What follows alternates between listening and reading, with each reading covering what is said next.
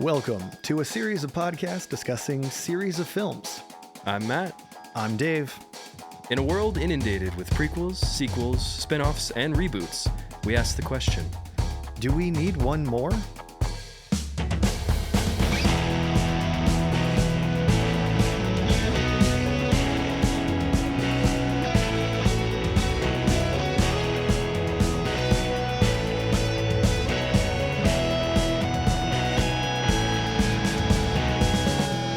I think we do. I think we don't. Dave, I have some very exciting news. Tell me. So we have a new addition to the Big Guy in a Trench Coat Club. Very excited about this. Thankfully provided to us from a wonderful person on our TikTok. Hey. I'll shout him out real quick. Chief Vizier. Thanks for commenting this. This is a character that already exists, right? We're not making people up. But I do think We're like, it's Bing Bong Jackson. exactly. I'm like, we're just gonna spit fire just a bunch of random names. He's a bear who plays for the Mets. Well, okay, wait. Now maybe we need to. We just started the episode. We might need to stop and see who that guy is because I'm into that. Something like a Hanna-Barbera cartoon, I think. That's probably where it is. It's the boomerang. It's all coming back to me now. Yeah. He's up there like Yogi Bear and I don't Boo know.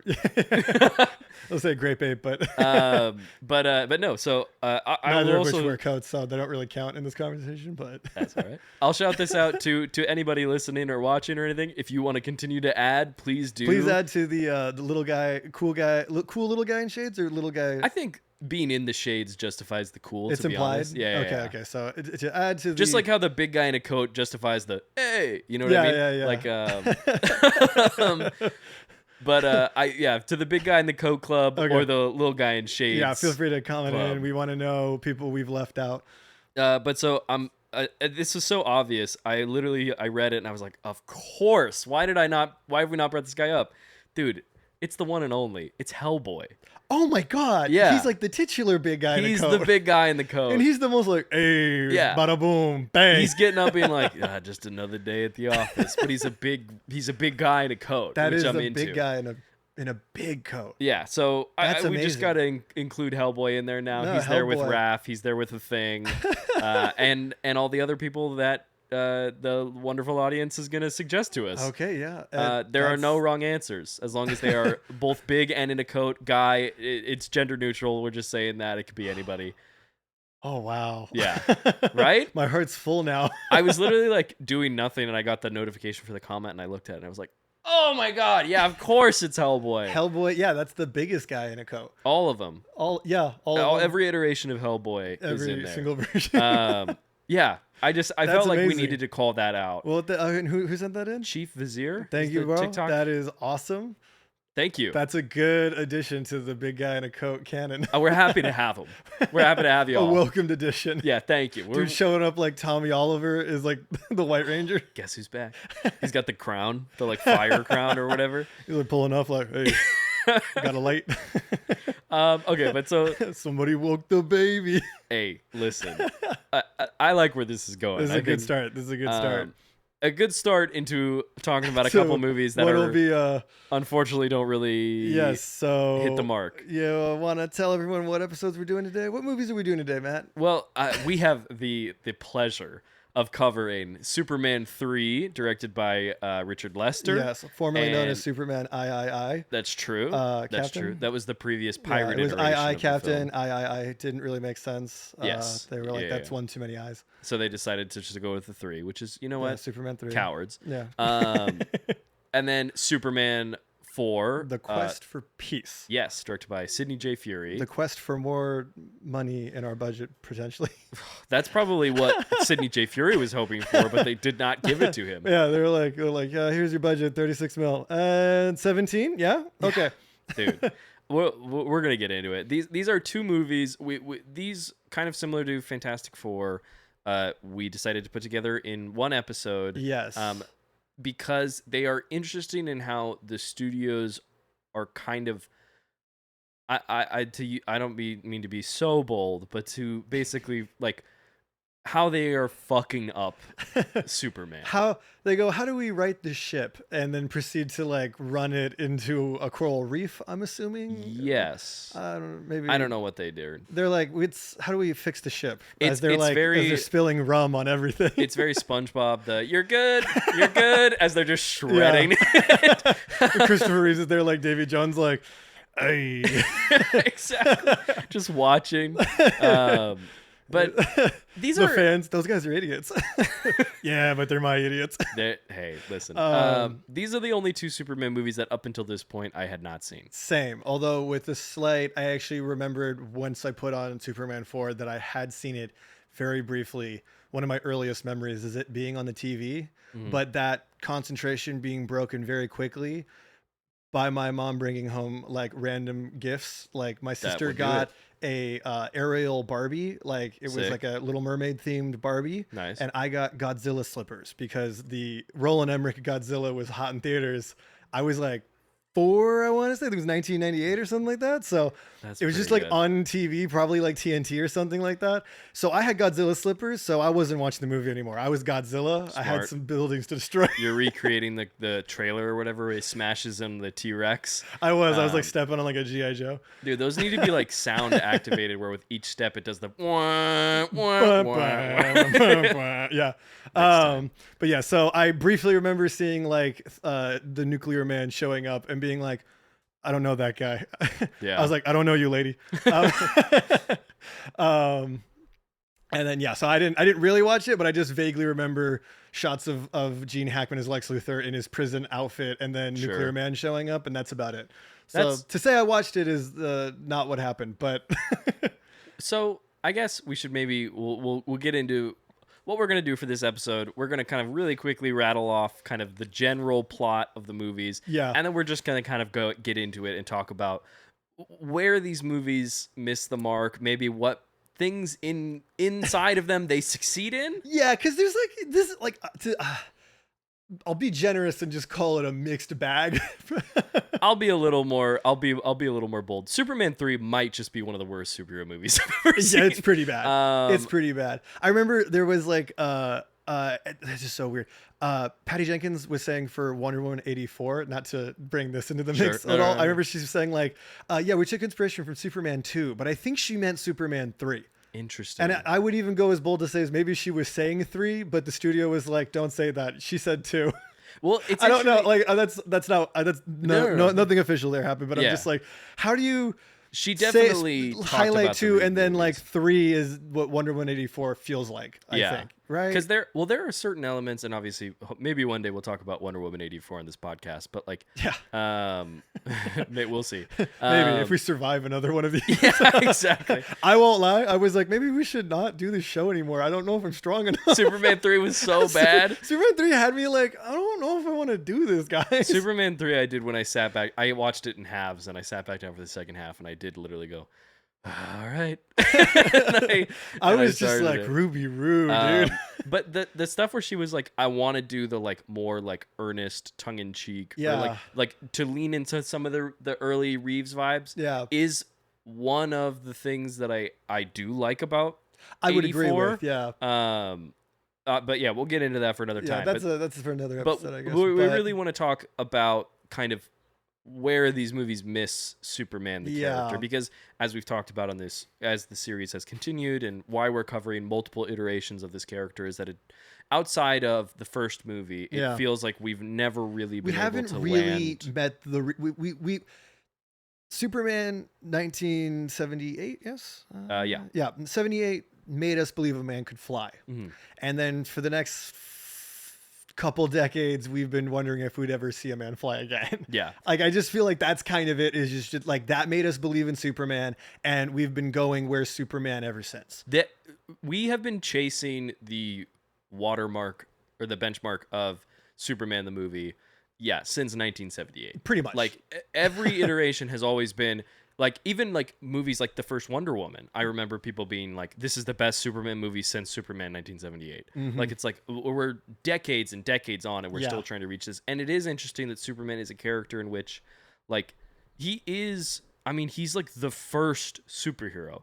There's not a lot. It's weird that we keep fucking him up because he seems like, and I love the character. This is not me trying to dumb down him. Oh, there same. are more complex comic book characters. Yes. And we seem to make those work. Yeah. And Superman, they like started strong and then fucked it up and then spent like 20 years trying to figure it out. And then they were like, screw it, let's just keep making Superman movies. And without even still really understanding how to make it work. Yeah. And hopefully that trend changes come this July. Hopefully we'll believe again. I would love that. I would like to see a cornflake fly.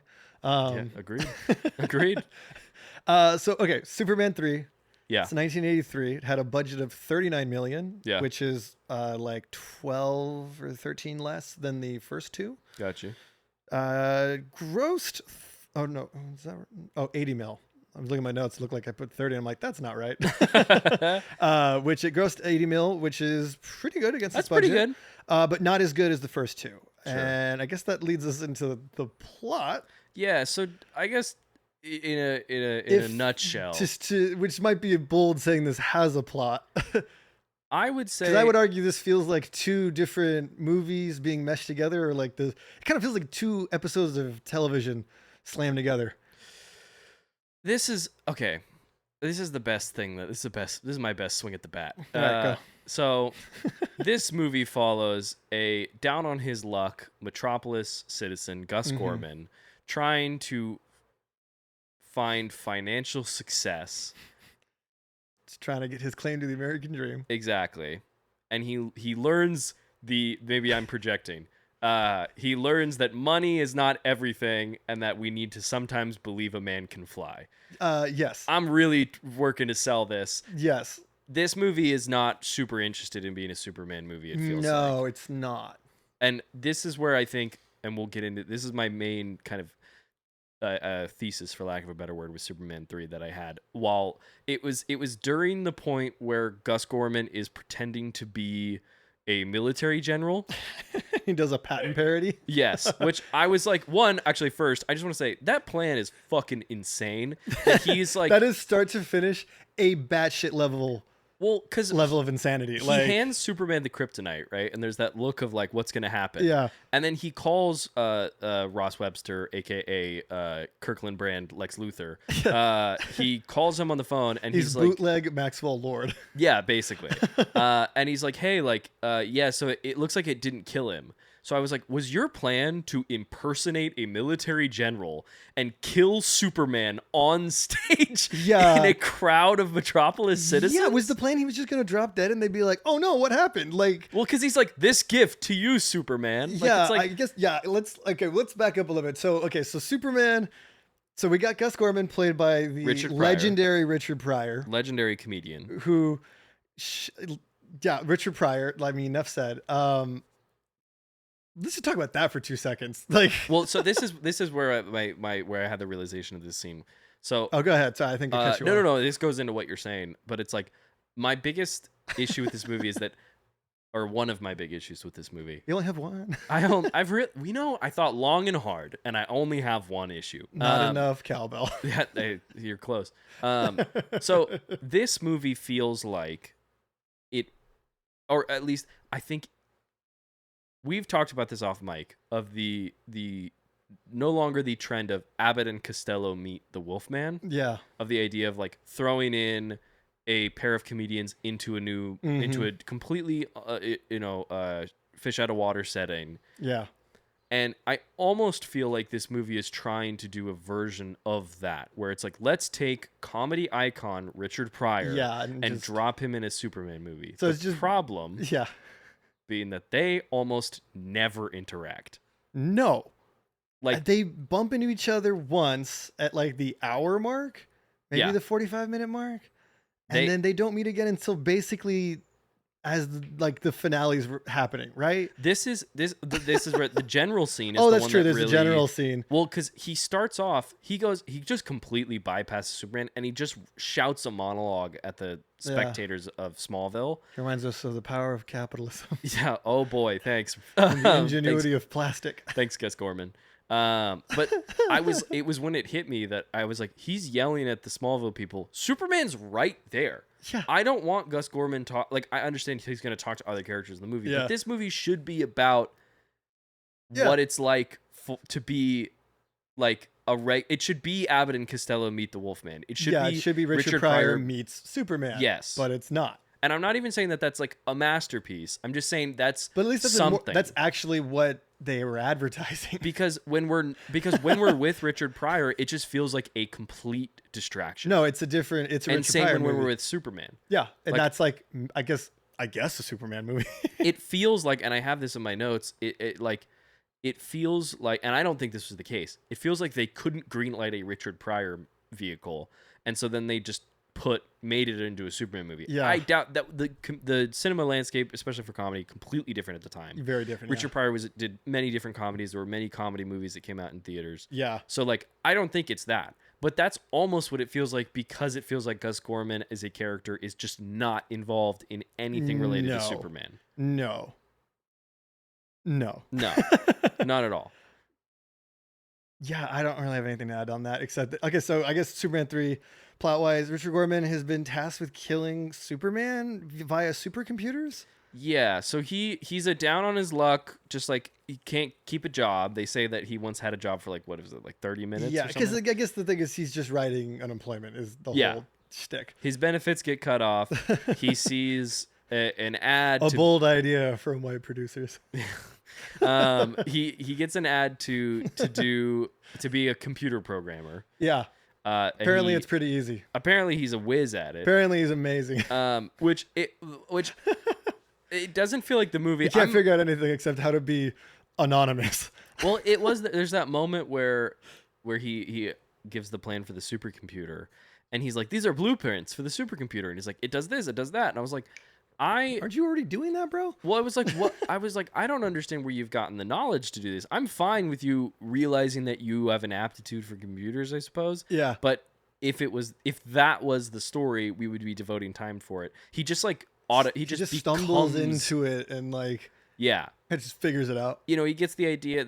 Basically he starts with like a small scheme or scam where he like is able to harvest, I suppose, all of the pennies and cents that get tossed aside in payroll, and gets one check for it's like $80,000 or something like that. Yeah, well, because they're basically our discount Maxwell Lord is he's been siphoning the money, and then Richard Pryor redirects that payday into his own pocket. Yeah, which is why he gets brought up and gets like dragged into this like arch supervillain scheme to take over the world. Yeah. And that is it's all about, I will say. Meanwhile, Superman's got a high school reunion to go to. Yeah, it's like this is like there are parts of this movie that I'm into, and it is basically, I think we texted about this. Like anytime Chris Reeve is on screen, I'm having a good time. It's pretty great. I think the Smallville stuff is pretty solid. Smallville stuff is pretty solid. For the most part. For the most part, for what like they're trying to go for, I think it mostly works, and we get Annette O'Toole as Lana Lang. Great addition. Yeah. I mean, it's like this movie's really flawed, and she does not come back. Spoiler. No. But Annette O'Toole also is in Smallville as Ma Kent. Right? Yeah, and she's great in that. She's great in that. Great inclusion. Yeah. But what's her son's name? Ricky. Yeah. Ricky Stanicki. Yeah. That would be crazy. John Cena in the next one. But so like it does feel like, because that movie's not that bad. It's a good time. Ricky Snicky's kind of fun. I like Ricky. It's a very flawed movie, but it's a we watch. It's a great way to kill. Cena crushes it. It's a good cast. Cena makes that movie work. Anyway. So we talked about it a little bit last week. Richard Lester has now fully taken over. Who did not want to do this movie, but the chance to work with Richard Pryor was too good an opportunity to pass up. Sure. And he says that he likes hijinks. Yes. We know. We can tell. We can tell. It is crazy that like the beginning of this movie with the whole like hijinks and stuff in Metropolis, that there's no framing around it. It's not like Superman is running around having to save these people. He's exhausted, so now he's excited to move to Smallville. And then when he becomes he gets like evil, a break, and like you have the maybe I'll retire discussion kind of thing. Maybe I should settle down. It's not really a part of that. You're just watching people bumble over each other. And if Superman was flying in and just being run ragged, I would be like, okay, I understand what we're trying to do with this, but Superman saves one guy. He saves one guy. There's a robbery that happens. Yeah, there's a lot going on in this opening scene. And Like some of the worst credits I've ever seen. Oh yeah. Well, up until Superman 4. Oh, that's true. The Superman 4 credits, I was immediately. like, whoa. Wow. They're like, do you guys like cran effects? I was like, dude, that's crazy. These are some like Barney level like shaky graphic, just like rough. woo. And like, but no, so it's like these hijinks. I'm like, if we were, because I think some of the Smallville hijinks work for me because we're working around Clark Kent. Yeah. Like even in the opening when he like grabs the pie and he accidentally pies a person in the face. Yeah. I was like, kind of dumb joke, but also kind of in keeping with Kent. That if we're doing like a slapstick version of Superman, yeah, Clark Kent not realizing he's pied someone in the face. Yeah, I could see that. I can put two together you can make for that. work. But because it's just like happening, like and like just like robot penguins on fire. Yeah, like, blind dogs running over, or not. The dog's not blind, but seeing eye dogs. Seeing eye dog, being bad at their jobs. It just doesn't. I'm sure that guy. He passed the test to be a seeing eye dog, but I think we should find another job for him. Maybe it's one of those things. One cat and he's like, bye. Yeah, he just dips. That guy's like, ooh, what's this? A cement layer? It's an asphalt device. It's again like the Gus Gorman Superman thing where I'm like, all of this feels very disconnected. It's super disconnected. And else. The funniest thing to me about this is that it's like I think part of the criticism of 2 is like the campiness and the antics, the stuff that Richard Lester wants to do.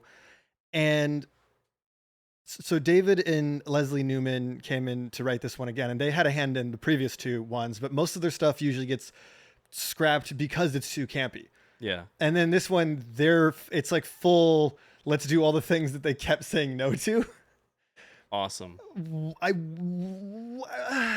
Well, also, do you know what the Donner, at least general story was going to be for this one? Because there are elements of it that are still here. Yeah, run me through it again. So it was going to include... For me and the people at home. Yes. Everybody listen up. I've got something to say. Nathan, stop running. Pay attention. We know that one of our friends listened to this while he runs. We're calling him out. He's not on the run. He's just in a run. I mean, run in place. Don't stop. I don't know if you're like a horse. I don't want you to die. It's all right. I don't want your Strava to get all messed up. Strava? Yeah, it's a running app. Is it? Oh, okay. Yeah. I thought you just made... I was like, what is that? Yeah, I have it. Right on. I don't really use it, but I got it. I'm not a man who exercises anymore. But I know. You guys were like, dude, you had the physique of Christopher Reeves in all these movies, and I'm like trying to hide my layers right now. I'm wearing Fabletic shorts as we're sitting on this couch. That counts as exercising, right? Yes. So the original you thought about it. That counts. Thank you. Be good to yourself. Thank you. It's more of a mental workout in that I envision the workouts and then I don't do them. Which is, I've been working out pretty. Mental workouts, mental exercises. Thank you. Yes. Listen, I think I'm doing it right. But no, so the original version of this movie... People at home are like, that's what I'm talking about. You're taking notes. The original version of Superman 3 included Brainiac. Yes. Mr. Mxyzptlk. And Supergirl. When did Supergirl come out? After 4. After 4? Yeah, I'm pretty sure. Or in between. I think it came out in between 3 and 4. It might be in between 3 and 4. It's after. No, this. it definitely did, because I remember seeing a thing that like Reeves was like, I really don't want to do 4.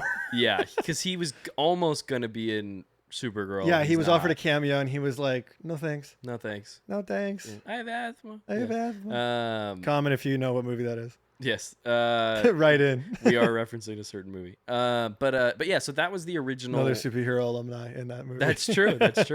Actually, a couple technically. Yeah, and Grindelwald himself. Yes. Okay, hold on. No, you've opened a door. I have to stop it too. I was ranting about this to Abby like literally 2 nights ago. Okay. Fantastic Beasts has Colin Farrell as such a good villain, only to have him morph into Johnny Depp at the end. Yeah. Why? Yeah, especially with how... Why take that from me? I wish I thought could he tell was you. killing it the whole movie, only to watch him turn into a different actor. Yeah. I was so sad at the end of that movie. It's a bummer. That's the only problem with the Fantastic Beasts the only movies. problem with that movie. Yep. Nothing else is bad. Nothing else. Will we talk about them? Probably not. We don't really want to. We don't really want to. But if you want us I to. barely survived this movie as it is. But so that was their initial thing. It was deemed too expensive. Yeah, and which, I guess sure. Gus Gorman was going to be revealed to be Brainiac, which was why he's such a computer whiz. Or something. I think it was that Webster. Or that was part of the pitch? supercomputer. Or no, Webster would make more sense, but it was. I think Gorman what is if your just a sister completely new element. I think he's just completely brought It's funny how there's characters they could do and they just go no, don't want to. It's no thanks, no thanks. They have asthma. They have asthma. But that was the initial idea. They're really like, we hate the comics, but also we're gonna solely try to do like a George Reeves level like TV plot. Like it's just like, what's going on here? I don't know. I think they must have really not got along with Richard Donner. Well, actually, that gets to a point. So we have some new faces, but we have our returning faces. Mark McClure is back as Jimmy Olsen. Yes. Is Jackie Cooper as Perry White is back. We got Margot Kidder. Margot Kidder is back in a very limited capacity, which what I have seen, she's got a vacation to go to. Is apparently she's got a vacation that's going to get her out of the whole movie.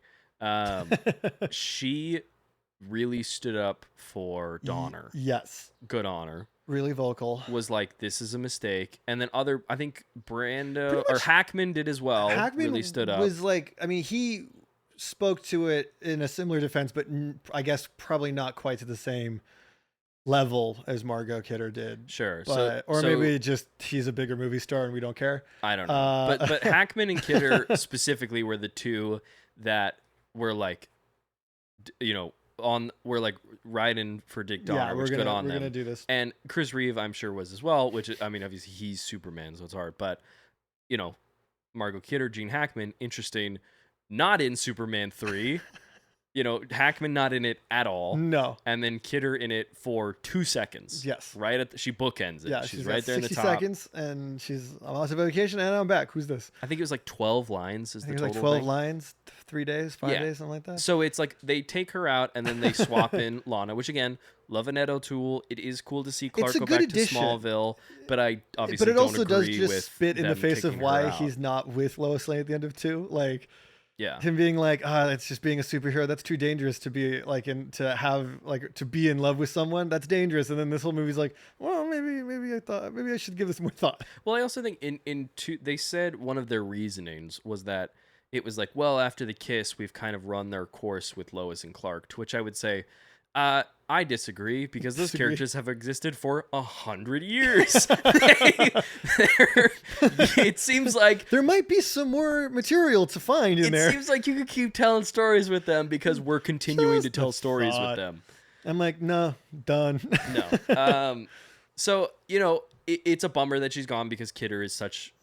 I mean, she's a force of nature. She's so good part in this role. of the DNA that makes that first movie work so well. Sure. And like we talked about, like the iconic, the like audition scene, the the big date dynamic, and the way she goes through that. Like, she's such a like integral part of the like dynamic that it's like, that's another reason this really doesn't feel like a Superman movie. It just kind of feels like a one movie about a guy going back home, and then whatever Richard Pryor's up to, and then there's some Superman stuff like sprinkled throughout. But yes. Like, it's so disjointed. Because there are some jokes that do work for me. Yeah. In a really light font, I say work for me. Richard Pryor has some incredible eyeballs, I'll say. There are some wide shots of him looking around that those alone are kind of worth the price of admission for me, but also like, I mean, it doesn't save the movie, obviously, but like, Richard Pryor is funny in a lot of this movie. It's just weird that it's like attached to a Superman movie. Yeah, I also think some of them, I can tell that like he's giving, what he can to it, but I just don't think the jokes themselves are funny. I think he is funny. Yeah. And it's like, you elevate a bad joke. It's like, it's the thing of like, a good, you can make a good script, great movie, but you can't make a bad script a good movie. A bad director can make a great movie out of a great script, but a great director can't make a good movie out of a bad script. Yeah. Something like that. It's like one of those where it's just like, I mean, there's some fun Superman. I think that the factory save is actually pretty fun. Factory save is pretty good, even though the budget's like pretty low. But like all the stuff of it is very Superman, and I like him. Yeah, freezing the lake, lifting it over just like chucking that shit on it. It's pretty great. Clark dancing, love that. Thought Clark, that was very funny. I was like, that's again where I'm like, the Kent stuff, I'm like, putting it in and making it a little goofy. I'm like, yeah, that word totally works. That fits. That clicks for me. Why wasn't he flossing though? Only giving it a couple more decades. James Gunn, if Corn Sweat isn't Fortnite dancing in this one. Oh God. I've said it, so many people are gonna come after me. Like, do it. I'm bleeding. I already attacked you guys for your water habits last time. Come at me. Oh no. But yeah, there's some cool. I mean, in that factory save, Superman like walks through the flames to save cool. Jimmy. I was like, that's cool. Jimmy getting himself into a sticky situation is always, sounds like something Jimmy would do. Yeah, Jimmy is prone to do that. I like it was like, I really gotta like bring my A game and like get that story, and then later like Perry White's just like, you idiot. Yeah, it's poor dude. oh my gosh, maybe one of my favorite Superman things I've ever seen. Honestly, the photo booth thing. That's pretty fantastic. That's a great That's bit. Amazing. For those who have not watched the movie, or if you have neuralized yourself because this movie is so bad. Well, I won't lie. I had to like do a whole deep dive. I watched this yesterday. Could not remember anything today. Yeah, it's one of those.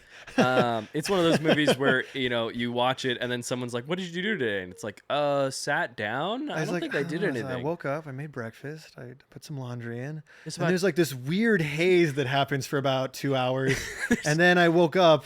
And now you're here. I'm like Lois Lane after I get kissed. I'm like, yeah, that like just like head to the sky. I got that yeah, just completely out of it. But so Superman or Clark Kent goes to change into Superman, and he jumps into a photo booth. Yeah, and there's a kid and his mom, I think, that are standing outside.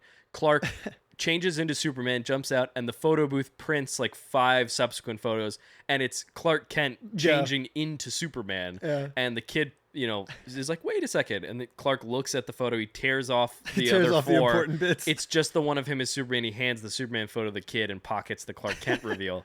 And I was just in the red underwear. Yeah, I was like, great. That actually would have been great if the rest of the movie it's just like sticking out. Yeah, it's just dangling. Like, what's that? And he's like, don't worry about it.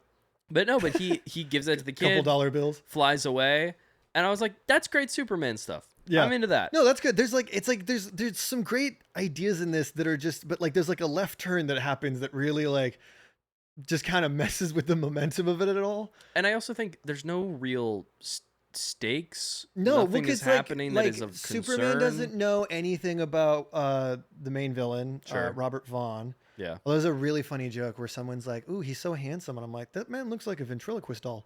Yeah. Are you sure about with that? love to Robert Vaughn.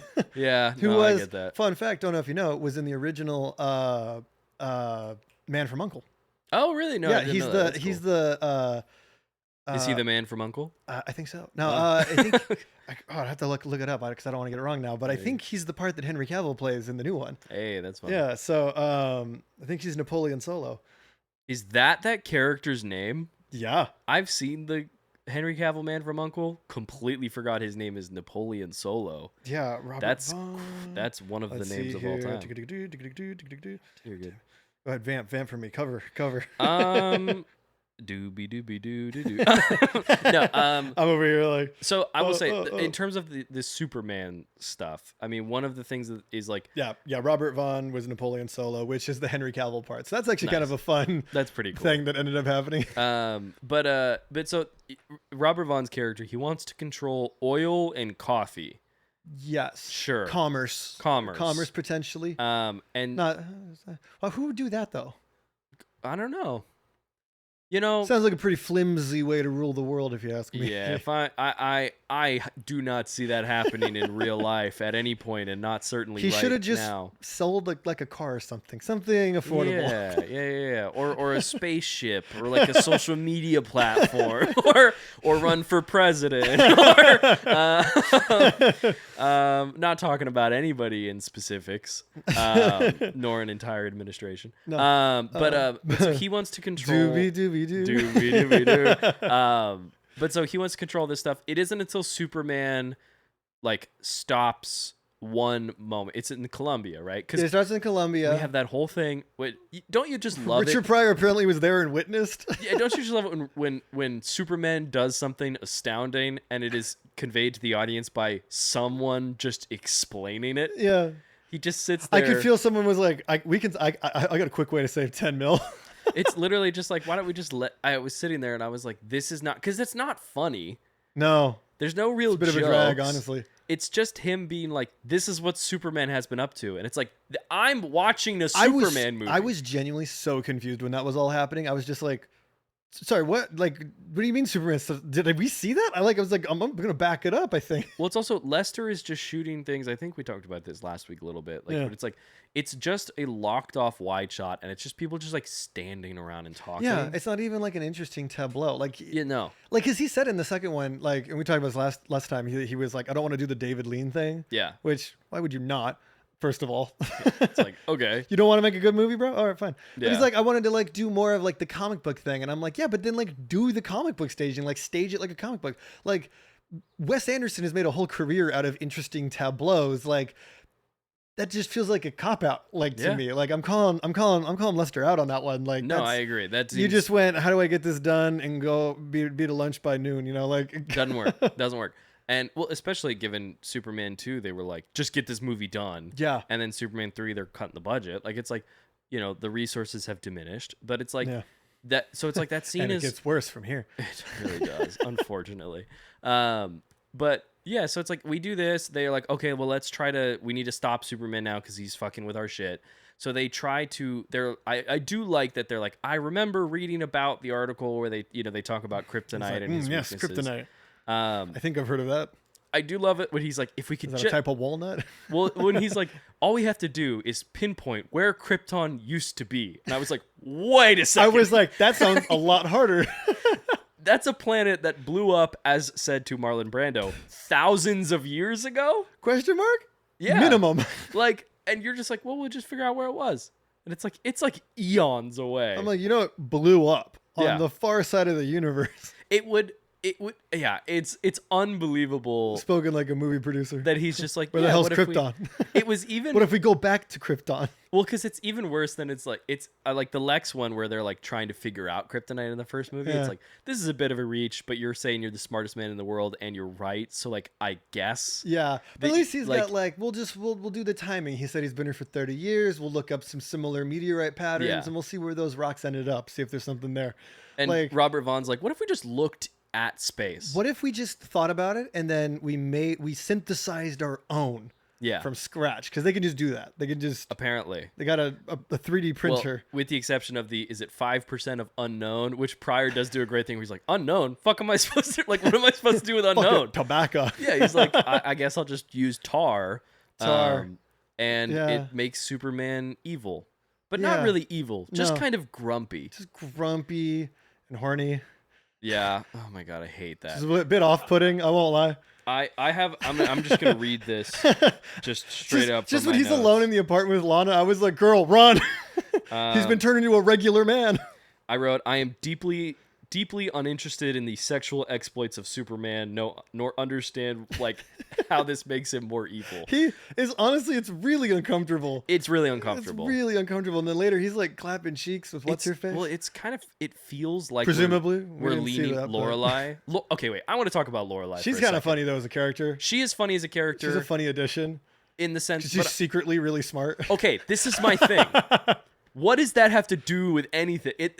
All there is with the supercomputer. She's like, well, if we just redirect this, and she's like, Vera, the sister's like confused. What do we do, boss? But I'm like, it doesn't feel like we're like, what? Why? What are we doing? Like, yeah, I'm not saying she can't be smart, but it just feels like it's a funny like kernel of like an idea to like what if she was smart, but what if she was like, you're not really doing anything with that either, you know? If you're going to do it, I'm interested in that. Yeah. Play into that. What's the thing? I'm interested in all of the ideas in this movie. A guy who wants to use controllers and satellites to like manipulate the weather. Sure. To like, a weather wizard, if you will. A weather wizard situation. Like maybe he should have been that too. Could have been that cool. could have been fun. Could have been fun. Could have been fun. But like, yeah, all these ideas are super interesting.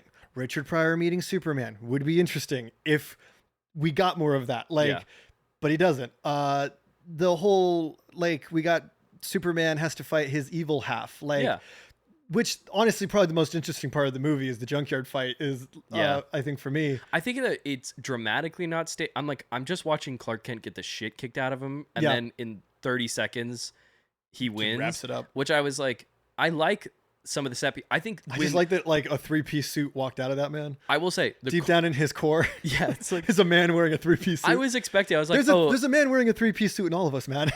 Hey, isn't that true? We just have to unlock it, and then that version will fight us. Well, is the only way to unlock it to expose ourselves to man-made kryptonite and then wait a couple days? Don't smoke.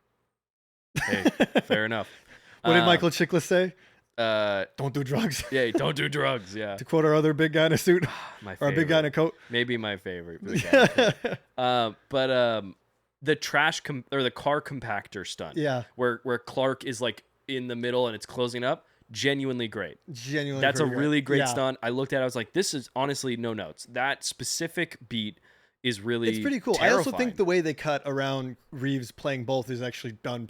They do a pretty good very job. well, I think, because it's actually hard to like. I'm like looking for it, thinking that with this movie being schlockier, that it would look worse, and it actually looks pretty good. Yeah. Compared to some other antics. In even this movie. We'll talk about it with 4 a little bit. That a lot of the like practical effects still look pretty good. It's pretty good. It's just like they've dumbed down a lot of the flying. He basically can go up and down. I do think the flying gets a little worse, and I think you can see the wires. Like Reeve is still putting his all into it. Yeah, he is, and he knows the language of it. But it does feel like there's a lot less going into the flying effects. Yeah. But with Superman being evil, like I specifically look at he's drinking milk. No, what is he drinking? He's got alcohol. He drinks alcohol, and he's like flicking the peanuts. Pretty funny. That is pretty funny. But it's like when I don't think peanuts even at supersonic are gonna break glass. But hey, yeah, whatever. I'm not a physics expert. But don't at me in the comments. The Leaning Tower of Pisa thing. It's the first thing. Super Mario. Dude, he's like, what does evil Superman do? He ruins small businesses. Hey, well, you know what? Honestly, fair. That does sound like something an evil person would do. Yeah, we brought it full circle. Let's do it. No, but when he get fucked. Hell yeah. When he quote unquote fixes the Leaning Tower of Pisa, the score that's played is like really like dour and like like really serious. Whoa, Superman is evil. in a movie where I wish it was more that, if anything, what you're doing of the like wait a sec, if it was more John goofy, Cryers, they're like, whoa. Well, because we're gonna get into that. Because the movie is completely slapstick. Yeah. And then when Superman does something which is a silly bad guy thing to do, which is to write the Leaning Tower of Pisa.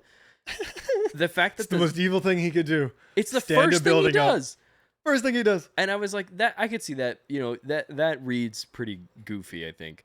But then the score is like basically doing Jaws. Like it's like horror. And I was like, wait a second. No. Don't try to pretend that this is serious now. Yeah. Like kind of a thing where I'm like, that's not really clicking. No, it's totally, me. It's very different from a lot of the other slapstick stuff that's going on. This movie's really disjointed. And then again, all the stuff with Lorelai is like really weird and gross. It is. Like honestly, she's like, I'm on the Statue of Liberty. I'm like, girl, how'd you get up there? I thought the same. I was like, what happened? Where did she climb? I like that he just showed up. He's like, what you doing? Yeah. You want to go bang? It feels. I'm like, shit, when did he turn into a car salesman?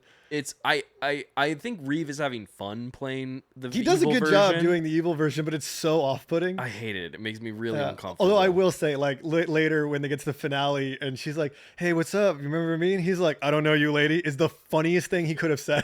It is. It's also bullshit. That's such BS. I'm like, really, Soups? Because someone was blowing out her back like a couple minutes ago. It's like you went back to the place when you turned good. Yeah. You knew where she was. Remember, I don't buy it. Which confused me for a second. I was like, wait, how does he know where the... And I was like, oh, yeah. Oh. Yeah, I can still smell them in here. All the stuff. Oh, God. I apologize. That comic was supposed to be funny. No, It felt real creepy. There is one bit where it's when he comes out of the bar. Much of this movie. Here's a funny thing. That's creepy as fuck. And it's like... Yeah, hey, yeah, it just feels a little whatever. But we'll pretend this was part of me being in theme with the show. No, you are. Where we're at the bar and when Superman walks out and Ricky's like, Superman. He's just sick. When Superman runs away, he's like, oh. I thought it was so. He's like, I was like, I hope I'm not the only person that noticed that he's like flailing his arms. It's kind of up there with Anna Faris in Scary Movie making fun of Scream. Yeah, very like, much oh so. no. Yeah, But also, like, the evil thing, it doesn't really hold much Superman's consequence. I guess the oil spill thing. Yeah, the oil spill thing. Which I guess then Just, like, furthers the plot. I like that one tanker like captain was just like, that's not my job. Yeah, I know no. That don't make no computer. sense. I got a job to do. Hey. The union's gonna get on me. We're going to New York, baby. To his credit, he was right. He was right, which is amazing. But yeah, so Superman is bad for like 10 minutes. Literally 10 minutes. It's not much of the movie. I don't mind the scene actually when he's with Lana and Lana's like, he's like, hey, so I'm gonna stick around here, and she's like, shouldn't you go save the car on the bridge? And he's like, I always get there in time. Anyway, like I was like, this is. How you doing? Well, it's also, I think what helps too is that Lana is going like, what the fuck? What are you doing? Like it's so uncomfortable. It is, but it's like, but at least we're like aware that it's uncomfortable. Whereas the stuff with Lorelai, I'm like, I don't know what I'm. Yeah, I don't like that. I kind of need some of that to maybe get interrupted at the last second. Like I'm like, let's just get this out of here, man. Like we can cut this. I don't need that. But yeah, so he's bad for a sec, and then he comes back and he fights himself, and then he's good. That moment though at the end when he like chokes out the version and it like fades away, and then he like opens the shirt to reveal that he's like back. I'm like, did this fight happen in his mind? That's my thing. I'm not too concerned with whether or not it was this real movie's or not. concerned with logic. Richard Pryor falls off a building, and instead of Superman saving him pretty clutch, he just lands. Yeah, the top of a power skyscraper. Of skis. Not a superhuman. No. But yeah, it's like, for no other reason that he is unkillable. Well, hey, good for him, I suppose. Yeah.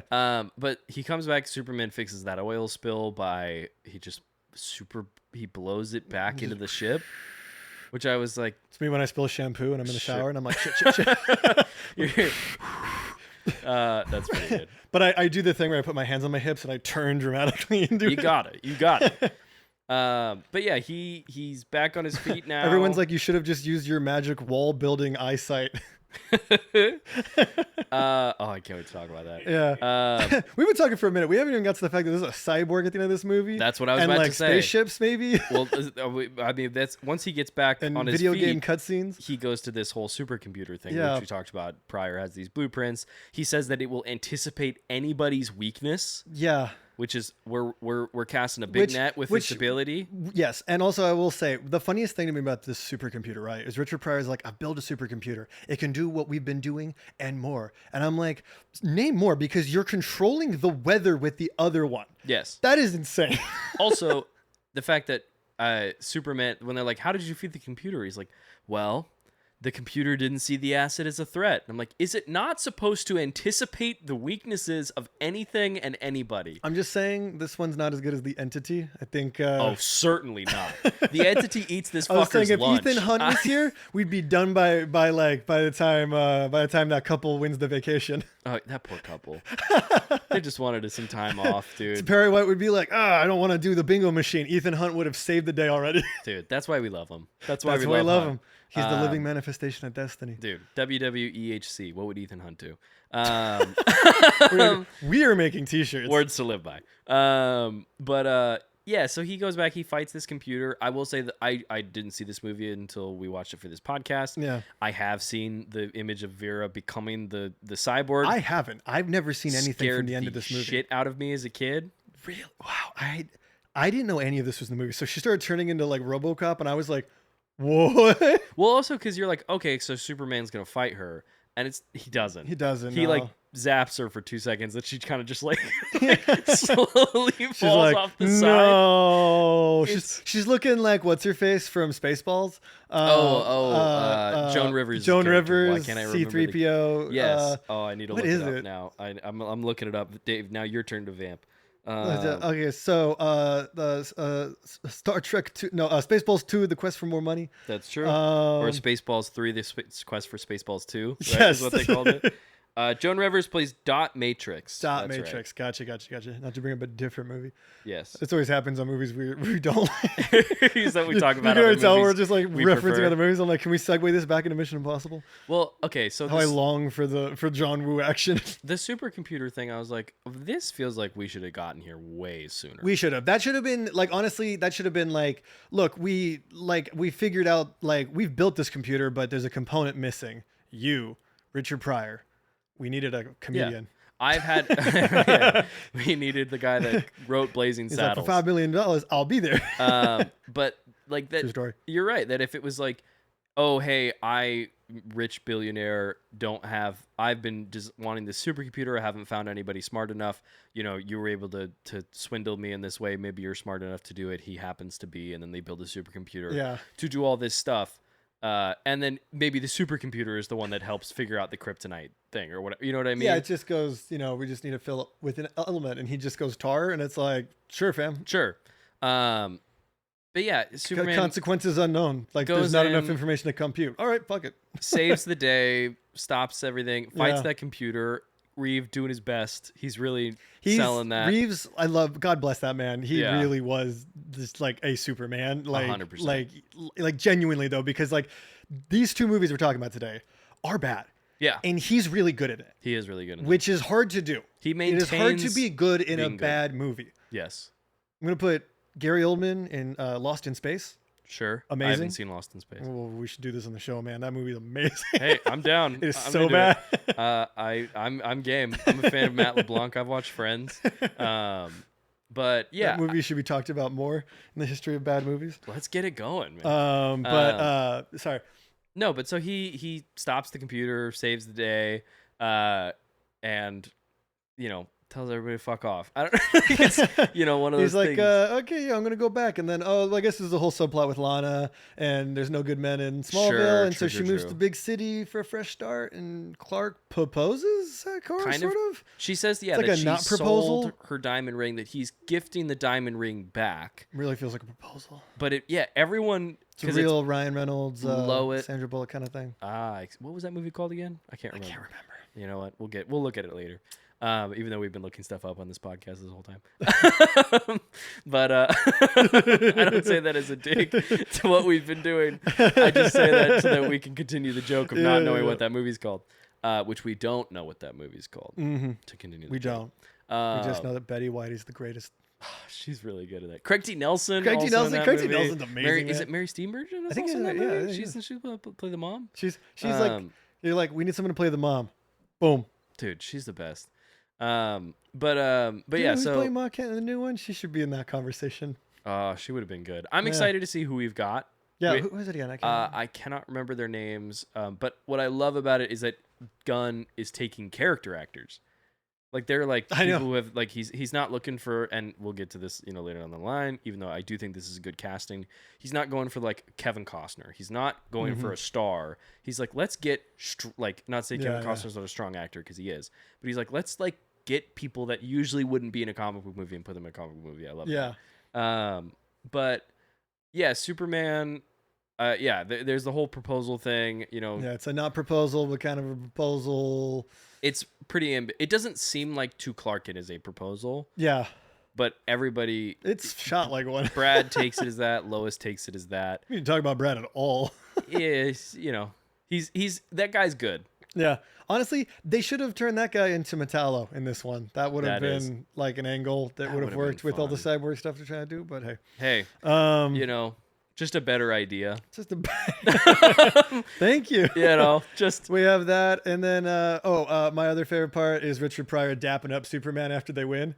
Yeah, that's pretty. That's pretty amazing. I love. Yeah, we did this together. I will say, when the movie wraps up, and one where Superman's like, "Hey, just give this guy a job." I know. And construction. This guy's good on his feet.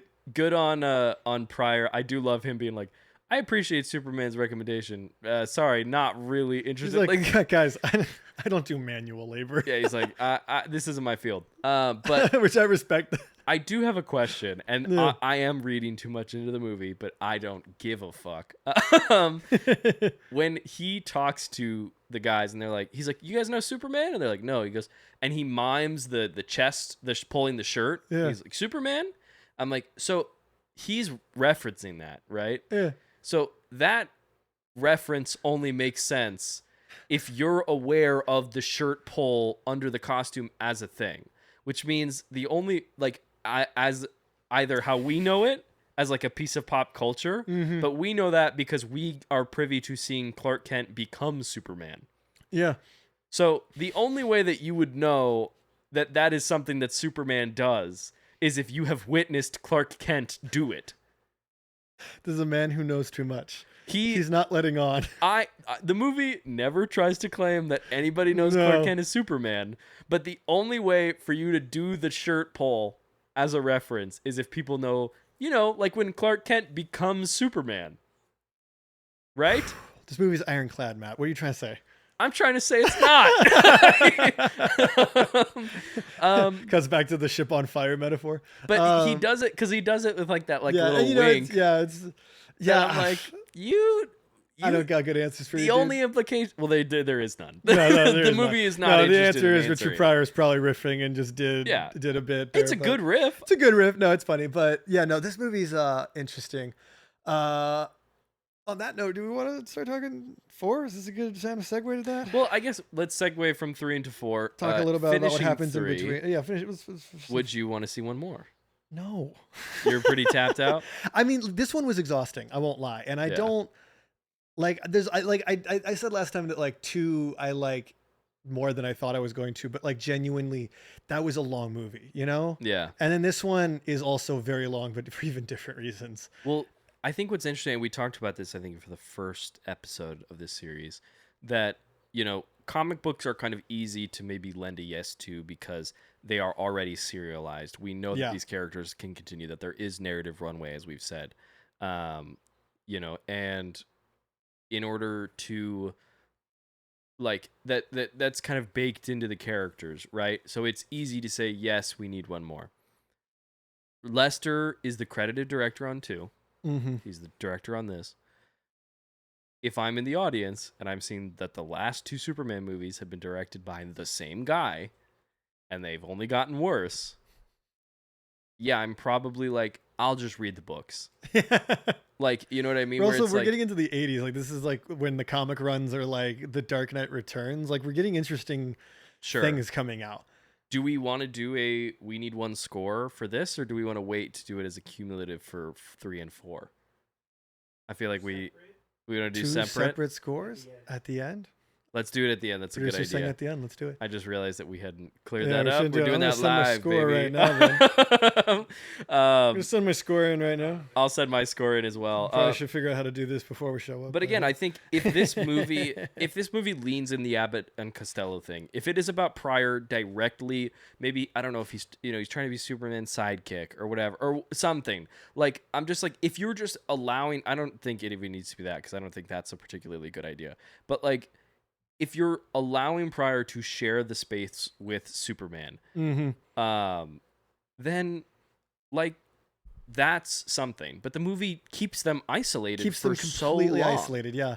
And which is a huge miss, because it's like seeing him dap up Superman. That's kind of really funny and like basically what we signed up, I think, to watch. That's your advertising. You're advertising together too when they're together on screen. It's like you're advertising Richard Pryor meets Superman, and then to basically not do that for an hour and 50 minutes of a 2-hour movie is like, that's poor planning on, I think. I agree.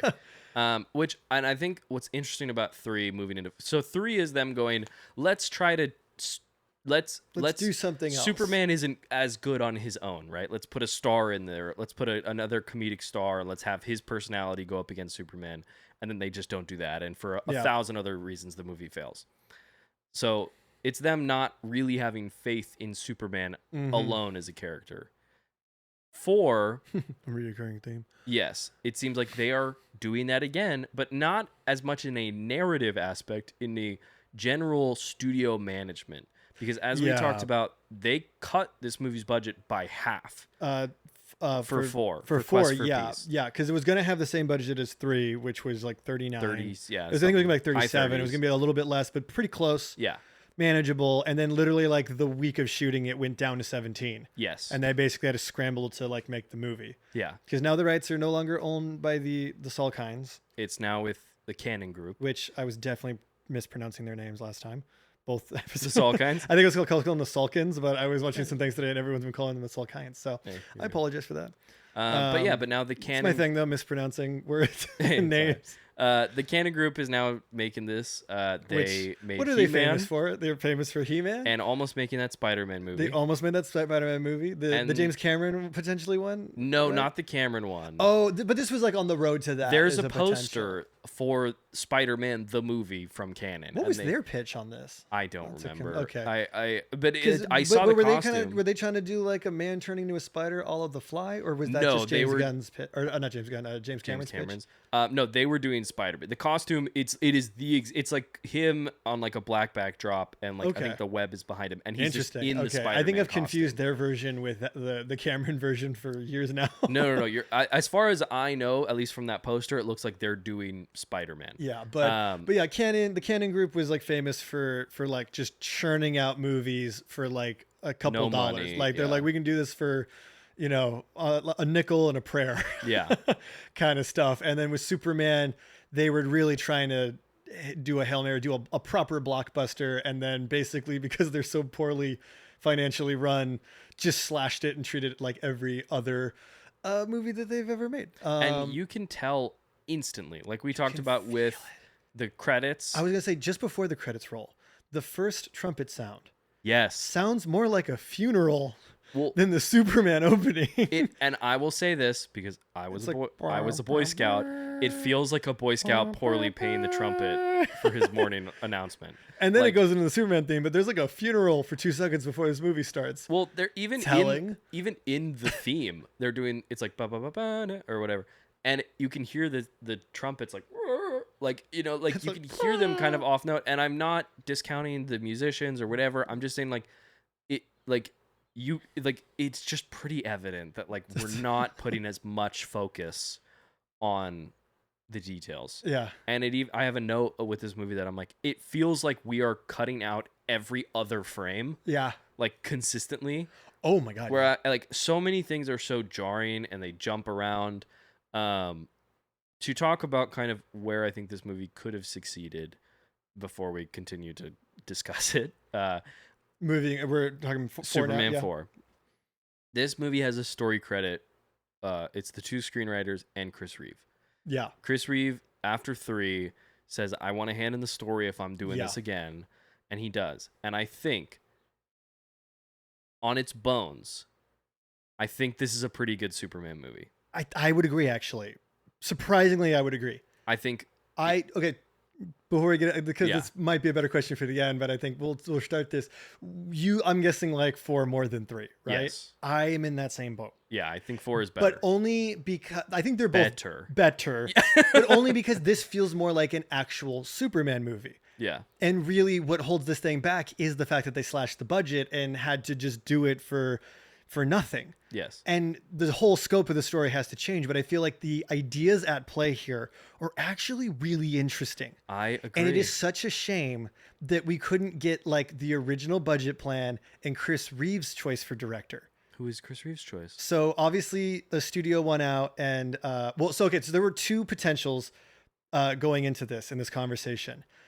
Chris Reeves really wanted, after the success of Cocoon, Ron Howard. Whoa. Ron Howard was this close to directing Superman 4. And honestly, at the budget that they had planned, this probably could have been the best Superman movie next to the original had that happen. That would have been fun. And I'm also going to say, I would love to see Ron Howard do a Superman movie at some point. Howard's got the instincts. I was the going right to ever seen instincts for a Cinderella Superman Man? movie. That feels No, that feels like a Superman movie, except it's Russell Crowe as a boxer. But that movie has that like the optimism in the face of like cynicism kind of thing going, and it's really wonderful. That's one of my favorite movies. And so like hearing that Ron Howard almost did this was great. The studio instead wanted to cast but they wanted to hire Wes Craven to direct. I've heard this. Yeah, that Craven But was in he talks. did not get along. They didn't. Him and Reeves did not really get along, and basically there was like we need to replace it last second, and Got we you. ended up with Sidney J. Fury. Yep.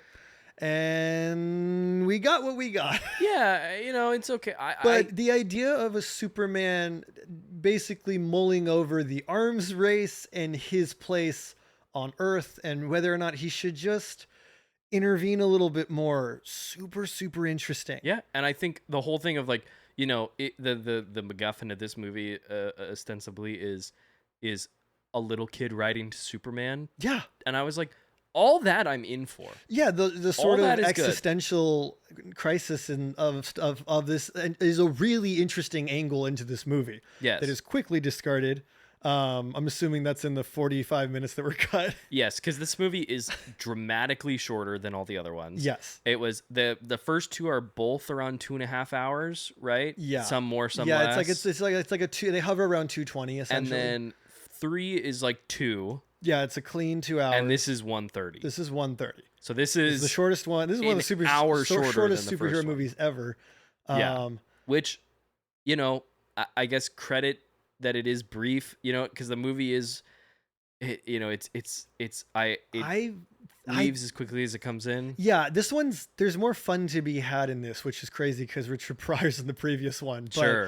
But like, yeah, so Superman in this one, he's basically mulling over like humanity, which is a very interesting question that like has been a question of the comics of like Superman can do anything, he can stop any war, why doesn't he? Yeah. And there's like some great like later comic stuff. I think some of it's in the Injustice, but I don't think these ideas kind of started there where it's like him and the Flash like playing chess at supersonic speeds, like just talking about like humanity and their like capacity for self-destruction. Well, it's like they're even like talking about Superman, like you talk about him finding his place in the world, and solidifying himself as a citizen of Earth. Mm-hmm. The movie starts when it starts like outside of the credits. Yeah, I don't hate it. I'm actually I was gonna say the first 30 minutes of this aren't bad. All the stuff with like got a pretty good setup on Smallville. That whole scene, I actually really like. I actually loved it, and all I thought was like, oh my god, like it feels like a Donner movie again. A little bit. I think like you've got the light bleeding through the barn door. Like his fit and the vest and the plaid, fucking awesome. This is where I think him falling or whatever. The movie doesn't specify it. Is Ma Kent dead? She is dead in 3. That is mentioned when he goes back to the high school reunion. Oh, is it really? Yeah, they mention it very quickly of like, oh, sorry about your mom, kind of thing. And it's very quickly like thrown away. Didn't even get that. Yeah. Probably because I was slowly disassociating as that movie went on. Oh, yeah. I was like, Annette O'Toole, is she related to Peter O'Toole? I didn't get a straight answer on that. I'm thinking no, it didn't come up. I think I saw it because I was looking up her other credits, and I do believe she's not. Yeah, but it's just funny because she has like a pretty intense and prolific like stage career. Hell yeah! So it kind of would have made sense if she was like a legacy, but she's not. But all that stuff in the beginning I think is fun. I love that Clark Kent is standing up to big business. I think that's a theme of this movie. I'm into that. Yeah. The real estate he learned his lesson from moving the Leaning Tower of Pisa. Yeah, exactly. He's like, small businesses, that is the future. Love it. Like him being like, I don't want to, which again, another thread that's completely dropped from this movie of the whole, like, I don't want to sell Kent Farm unless it's to farmers. Like that feels like something that should be brought up again. Kent Farm is such an important, it's where he fucking grew up. Like only it's the like Salkinds like heard that before they wrote. Like, which is funny. Like the through line in this movie is like standing up to the big guys who just want to make schlock. And then it's like Cannon Group owning Superman for this movie. Like, interesting. Very interesting. Like all that stuff I think is pretty good. Obviously Gene Hackman comes back. Yeah. Oh, before the baseball bit is pretty, that's iconic. Baseball bit is great. I really want another version of that. Honestly, kind of a good shot too when he hits the great bat. Shot. Yeah. And it's like boom. Like low angle shot. Like I was like, yeah, man, like that's pretty good. That's really cool. I will also whenever Clark Kent is walking around like kind of like by himself knowing no one's looking and he's just doing his like in between where he's not quite Superman, not quite Clark Kent. Yeah. Awesome. Always a good time because it's like more like Superman in casual clothes. Agreed. Well, but it's like this movie then it reminds you, he pulls out the green crystal and you look at the effects on that crystal and you're like, oh my God. Oh, okay, but no, this is rough. And even in the beginning when he saves the Russian astronauts, which as a save that I actually don't mind. As a scene, really fun, really cool idea. But we use the same shot of him flying towards the camera like 4 times. I think they use it like 3 minutes. Yeah, I think they used that like 16 different times or something crazy. Like, yeah, that shot keeps coming back and it looks like shit every time. You can see the outline of the blue screen in every version of that shot. Oh, it's really bad. Well, it's like, yeah, I mean, you've got like, again, it's like you've got pieces that are come back. Kidder is not in this movie as much, I guess, as maybe one or two, but she's in it. She's still great to be in it. And there's like, they threaten to do something really cool with that, and then they just never do. Like, there's something about this being like sort of Reeves' last movie, and if they kind of had known this was going to be the last one, setting up that like, no, Lois is back in the picture. She's going to remember everything. Like, we're going to sort of like retie this all together. Yeah. Like, it could be really interesting. And then it's just like, it's kind of feels like she knows what's going on, but she really doesn't. Like, well, also, why did we do the kiss again? It happened, and that was selfish. In all caps, I'm like, you did it again. Like, I know. It's kind of like the Last Jet or Rise of Skywalker, where they're like, what elements are we gonna acknowledge? Maybe something controversial from the previous installment, where like it's just like when like when Kylo pulls the saber out behind him, and it's like, everyone was like, how the hell does that work? And then the third one, they're like, we're just going to do it because it's kind of cool. Well, this one, we're just doing it because we want to do it, I guess. But one day we'll talk about Star Wars, because I'm just going to say, in Last Jedi, Snoke says he bridged their minds. Yes. He admits that he's the one. He's like, I put you guys so that you guys could talk to each other. Yes. So it's explained. And then it is not. But does Kylo have magic, Great Wall rebuilding abilities? Dude, he does not, and if only he did, maybe he would have lived. Yeah. But Kylo will return in Superman 3. Hackman is still getting back to Superman. Hackman is doing his thing. He's doing his thing. And he's dripped up, dude. Dude, he's rocking fits for days. Multiple fits. The purple suit? I was like, when they go to steal Superman's straighted hair, pimpin', that seems really I was funny. like, what the fuck? They can hold 1,000 pounds of weight and can be snipped with regular scissors. That's one of those ones. Again, that's like one where it's like that's not even like a budget cut thing. That's just like, that doesn't make any sense. No, it doesn't. That's dumb. Yeah. But Hackman is there, and then obviously Otis and Miss Tessmacher, his compatriots, do not tag along with him for this adventure. Instead, we get John Cryer. Get some magic going with as that. Lenny Luthor. Dude's rolling up Grease Lightning style. John Cryer, a genuinely, surprisingly very good Lex Luthor. Surprised, like in his own wouldn't right. have called it, but like I haven't seen a lot of Supergirl, but every time I see a clip from that show of him, he's great. He's kind of doing the Hackman thing. Which is so fun. I want to like him more in this movie than I do. He's got nothing to do. He's just over there like, whoa. I also think doing like Bill and Ted. I don't love the voice. I know. I think it's like a funny thing. Like if they had gone even harder with it, and it could be a thing that we could have memed. If we could have mined some memes out of this. Yeah. But there's not really a lot to go with. And it seems like he is having fun, and he's a big fan of the comics. Like, I'm totally down for all that. Mm-hmm. He gets to fly with Superman. That's fucking cool, dude. Yeah, and he's coming off of Pretty in Pink with this one, right? I believe so. That's what I was gonna say. So this is 87, right? Because this is 2 years after. Because Mark McClure, who plays Jimmy Olsen, plays Marty's brother in Back to the Future. So all I can think about is that my head exploded. I meant to bring it up. 2 years after doing Back to the Future, in my opinion, one of the best movies ever made. I think that's a strong contender. Then he's in this. Yeah. He's like, "Whoa, Dad, we gotta change the oil." Pretty in Pink is 86. Yeah. So right, because this is the next year. This is 87. We're in 87. Right? God. So it's like I don't mean to be like, to tell as an actor, I don't want to be like, do the one thing you're famous for, but it does feel like it's almost, they're like, oh, get Ducky. Yeah. But then they're like, play Bill and Ted. Yeah. And I'm like, when did Bill and Ted come out? Is that 87 too? Or is that like 89? I feel like that's like right as the 90s are about to start, right? That's Bill and Ted is 89. So we have yet to get to Bill and Ted. But like, I feel I don't hate I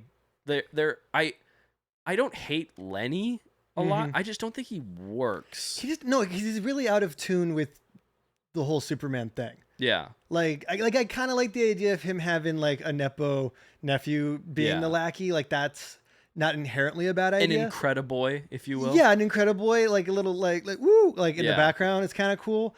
But like, again, they don't do anything with it. Like it would be fun if like he's like the linchpin of like, where he has the like, oh my God, my uncle's a bad guy. Like, and then he has to like help Superman, a la everyone else who's ever helped Lex Luthor. Sure. In prior installments. Yeah. But like, he's just there.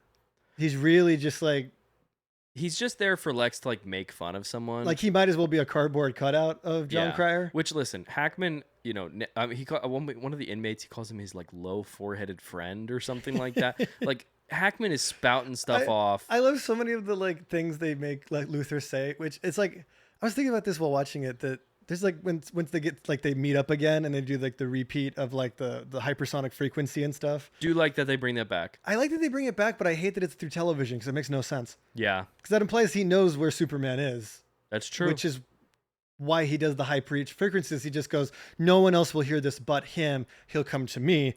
Changing the television to a degree implies that he knows, like, assuming he only changes the one. Yeah. Like, it's just like, I don't know. Like, if it was like every TV in America changed, like, okay, I guess I'd be on board. Thing. I like it as a throwback because it's like, I really think that's such a cool idea of like Luthor being like, come over. But it's like also like he does the thing where I'm going to threaten to do something horrible and Superman shows up and we're like, we're not doing that this time. Yeah. So it's like, I want to like it, but I think ultimately it falls flat. I also think, and this is kind of the part of the cartoony elements of this movie, where Lex is like, you know, I've spent the last however many years trying to think about how to get back to Superman, and now I've gotten the plan. We'll kill him. And I'm like, good plan. Wow, took you that long? I had a Costco hot dog and thought about that. Yeah, like, took you that many years to be like, what if I just kill a guy? He walked in like Heath Ledger's Joker. We kill the Superman. It really is. And they're like, ooh, let's just kill a guy. Actually, okay, let's jump back to Superman 3, but there is a great moment. It's like, I asked you, Robert Vaughn's like, I asked you to do one simple thing. Kill a god. That is a funny bit. Yeah. I'm like, in his defense, he's a comedian. Another funny. Also, okay, so I talked about like budget cuts of things that could be interesting. The subway save in this movie. Yeah, could be really interesting. Starts off kind of interesting, and again, the effects are just rough. Man. They take you out of it. I think instantly. I wrote woof multiple times, which I think I got from shrinking. I think I'm turning into Harrison Ford here. Hey, there's worse things to become. I'm gonna be honest. I'm hoping the transition will. Okay, if I'm gonna be turning into the Harrison Ford, all of the Fly, guys, just let it happen. Hey, this is my dream. Fair, but again, it's like we talk about it's not even that we're saying the effects are bad because it's an older movie. This is 1987. This is 2 years after Back to the Future. Yeah. Like it's like, and this is the year of Return of the Jedi. Oh God. Like, yeah, it's like, it's even being in the theater at the time, you'd be like, whoa. Yeah. And it's like, these effects are bad for Superman movies. Like we had at least 2 other movies where these effects looked really good. One of the things we talked about in the first episode was like how good the flying looked. Yeah. And then in here, he's like a doll for some of the sequences, presumably. Yeah. Like I think I saw some behind the scenes and it looks like they had like a mannequin like on a zip line going through. Awesome. And I was like, damn. It's, you know, but yeah, so like we do the subway thing with, like we talked about, the Bugle is being bought. Yeah, the Bugle? The Bugle, excuse me, the Planet. The Daily Planet Parker. is being, look, man, it's there's 3 words in each of them, and it's just the last third when it changes. But Daily Planet is being bought out by a billionaire, and he's like, we're just gonna, it doesn't matter if the news is real, we're just gonna, you know. He's like, I'm gonna call it X. And they're like, where'd you get that idea? I should choose a different letter, maybe. And he's like, just had it kicking around. Like, this is called Q. But I will say, I do like, at one point, Lois calls Clark the oldest living Boy Scout. Good line. Good line. Good line. I also like how defensive she gets. She's like, I'm sorry, do you think Clark's cute? You can't. No. He's not interested in you. I'm like, hey, Lois, what's going on there? What do you think of Lacey? I don't hate the character, but I'm like, always like pro Superman and Lois. Sure. So it's just like, to me, it's just like a distraction. Both as a couple and as a show? Yeah. Nice. I need to actually watch that show. It's really like, good, like dude. with the John Cryer is Lex. Every time I see a clip from that show, I'm like, yeah, that is some of the most Superman stuff I've ever seen. I will say want more of it. Look, people talk about CW for costumes or whatever. All the best Lex Luthors are on the CW. No. You got Michael Rosenbaum. Rosenbaum. Because Cryer left at some point, and another guy came in. Yeah, because Superman and Lois takes place on a different Earth. Oh, yeah. Because Cryer is not it's in that Michael one. Cudlitz, I want to say. He's from Walking Dead. Okay. Also very good. I'm not super familiar with his work, but I saw the photos. Dude looked great. Like, But yeah, it's like real grizzled looking, like. You know, I would say like they're up there as the best Lex Luthors, and they're all in the CW. Gotta give them credit. They really are. They get Lex. Who are you going? Who are you going for your top slot? Are you going Rosenbaum or are you going Cryer? Probably Rosenbaum. I'm like Jesse Eisenberg. Hey, you know, it's interesting. It's interesting. We'll save that for Man of Steel. Yeah, we'll get into that. Yeah, that's a whole. We'll have to do this at the very end of who's the best but Lex and who's the best Superman. But Lacey is a lot like how I feel about with everything in this movie, where I'm like, I can see what we're trying to do. Yeah, and it's an interesting thing to like just like talk about like Superman's like love life and where he stands and what he's gonna do, what side. But also watching someone choose? to turn to it's that, and it's also watching someone who's like with the big business or whatever, and then watch, you know, Superman and Clark and the team at the Daily Planet, like I almost said Bugle again. But watch them kind of, you know, show her a better path, right? And she goes against her father, right? Like all that. Like I'm like, I see that there. I see that you're trying to do that, but I feel like, again, like this movie, it's like we're cutting over every other frame. We're really cutting over like so many scenes. Yeah, because there's a whole other Nuclear Man that was cut from this. Yeah, and I mean we haven't even talked about the concept of Nuclear Man, but in that it feels like it doesn't make sense. Because it isn't in the sense that what's not to understand, Matt? A fetus came out of the sun and turned into a Chippendale. Not even that. I'm all on board for that.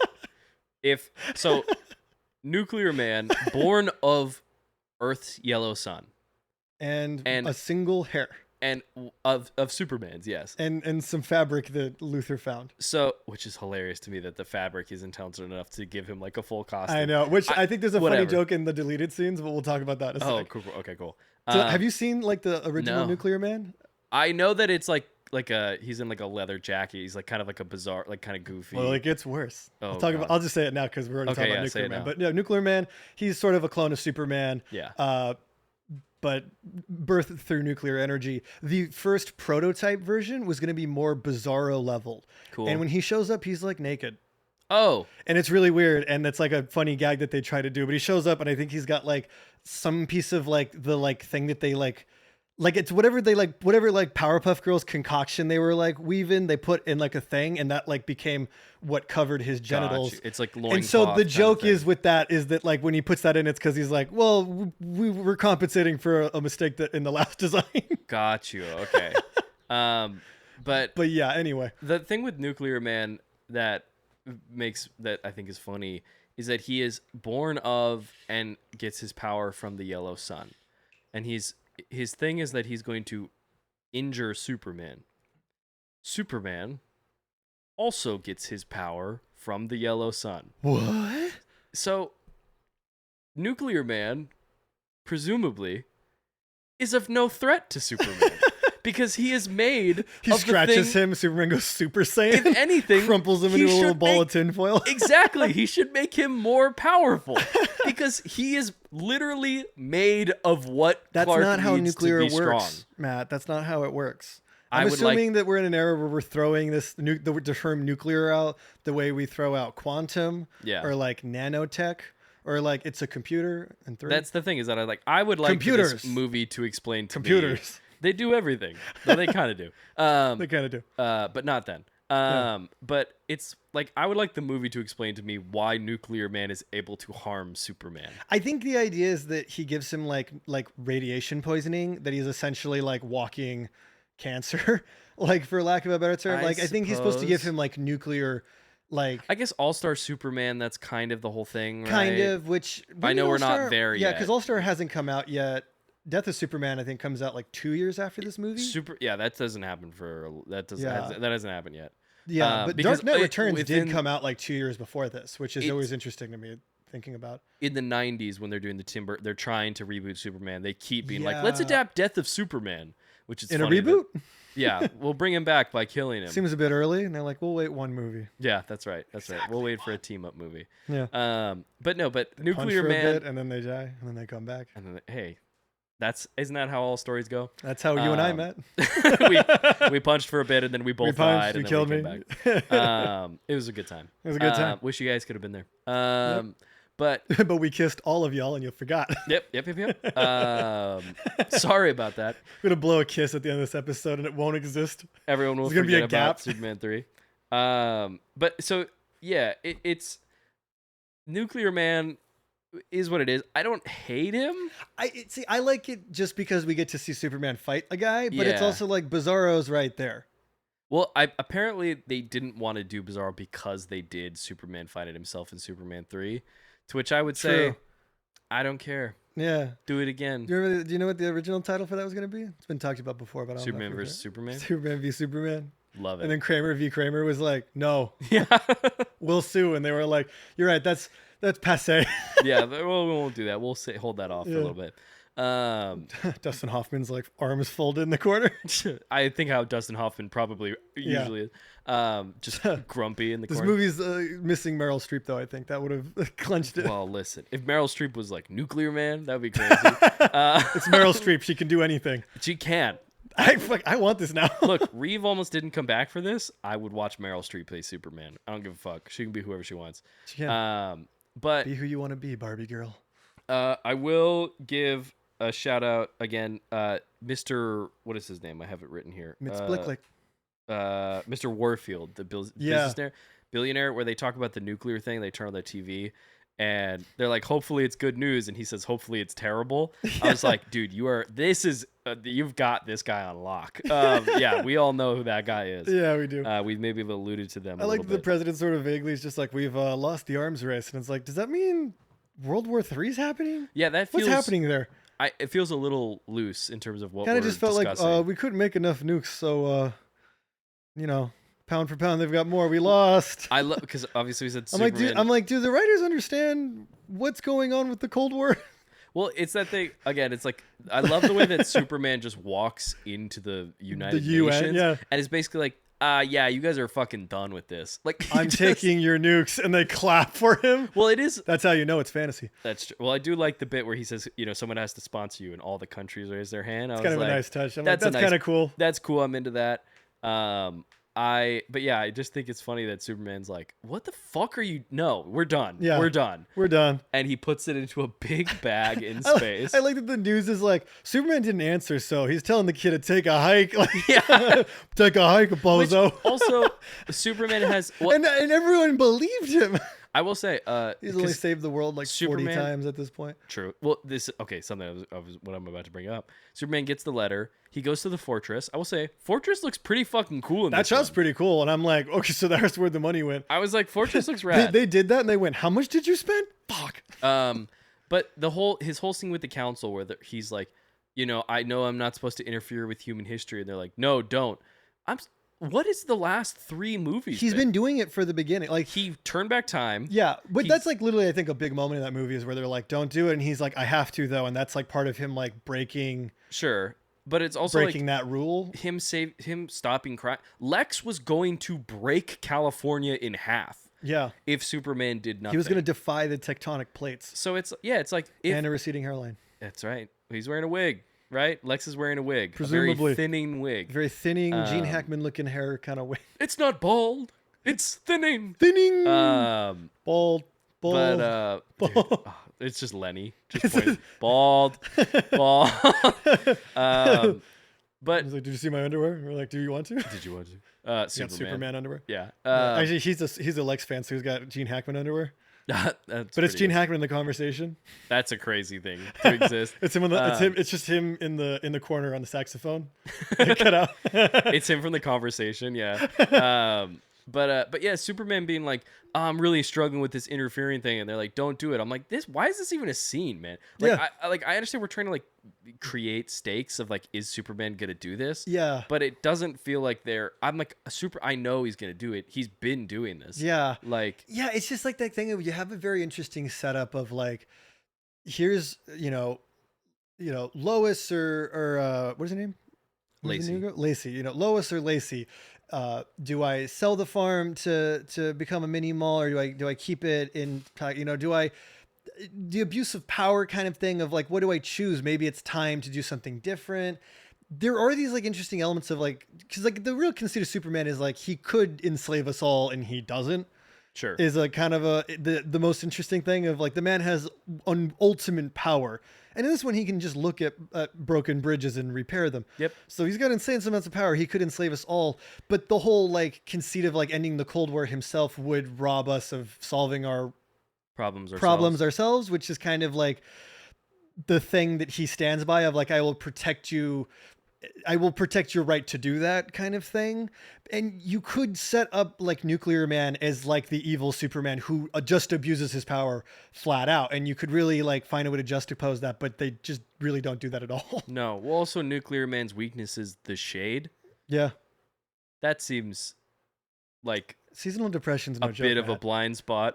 That feels very Vent in the Death Star. Hey, we fixed that with Rogue One. Hey, that's true. That was put there on purpose. That one is also one where it's like, it's this big. The Death Star is the size of the moon. This one, it's literally like, if he just like walks out like away from a window, he fucking shuts down. Dude, when they like open the shades and he like a bat comes out. I was like, bro should have been hanging upside down for that reveal. I was like, listen, you did create a superpowered person. Mm-hmm. That's a high feat. But that seems like a pretty big, because Superman, you know, like he's like, well, I'll just trap him in an elevator. Yeah. Like, I'm like, yeah, man. That's like kind of fun. Fucking, you put anything over top of him. Yeah. As long as you cut off his connection Just a cloudy to the sun, day goes down. Yeah, cloudy day, he shuts down. Like, yeah. I was like, that's crazy. Parts of this movie feel too hokey.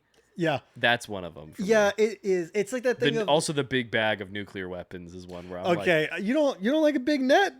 Listen. The big old fishing net up there? I want to like all the nuclear missiles are in there like, swim together. Just keep swimming. I saw it and I remember looking, I was like typing notes and I was like watching the movie and then I saw the big net and I went, right. Like, I was like, okay, gotcha. Just a big net that he hurls in the sun and everyone's like, I mean, it's Superman. Are we going to really tell him no? No. Hey, fair enough. Yeah, it's just like that thing of like, there is an interesting moral dilemma Superman have of sort of robbing us of our like right to choose.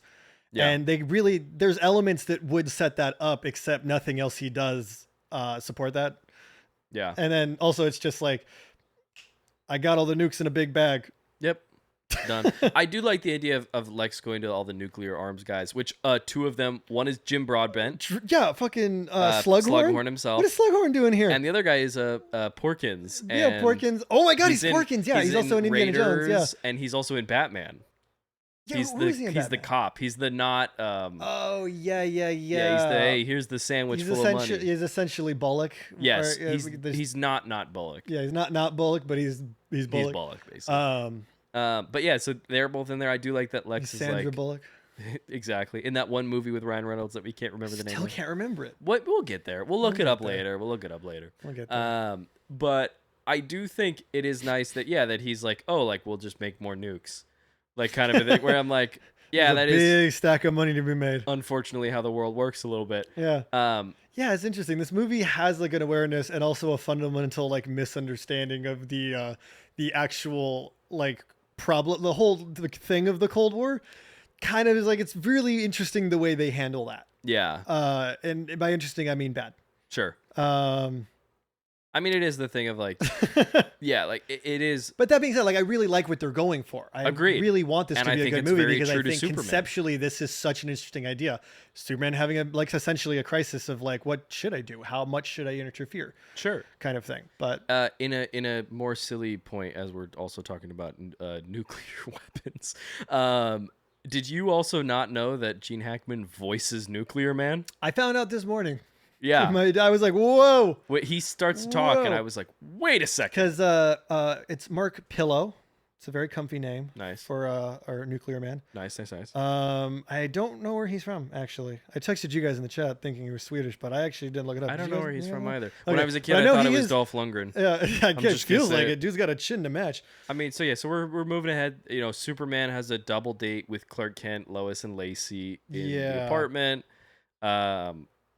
That is kind of fun. There's some fun stuff. There's a fun It's like Texas it's switch another, in the car. Yeah, it's a fun few of those. concept, but it's not shot particularly well. Or like by well, it's like it's competent, but there's a more interesting version of this scene, I think. Yeah, agreed. And it's just like it just kind of feels really slow. Again, fun visual gags. To explain, a Texas switch is when a stunt performer is swapped out in camera with a live actor. It's usually when you see someone fall behind. Yeah, something, usually like someone up. will jump behind a sofa, like and land. Naked Gun has a great. The Naked bit. Gun has got like probably the best Texas switches of its era. X-Men 3 has a really good one when Logan gets kicked into the roof. Oh my god! In the house, that's a really good one. That's a good one. There's a bunch in the Daredevil show because they're all constantly doing oneers, so they do some Texas switches in that. But yeah, like basically a guy jumps behind a sofa and then the real actor stands up, like it's a stunt guy, and then it's not. And yeah, it's like the one where Clark he goes out of the revolving door, he gets into the back seat of the car, and then Superman hops out the other side. I'm like, that's a fun switch. They do it in Lois's apartment too. It does make me wonder. The movie. I'm not.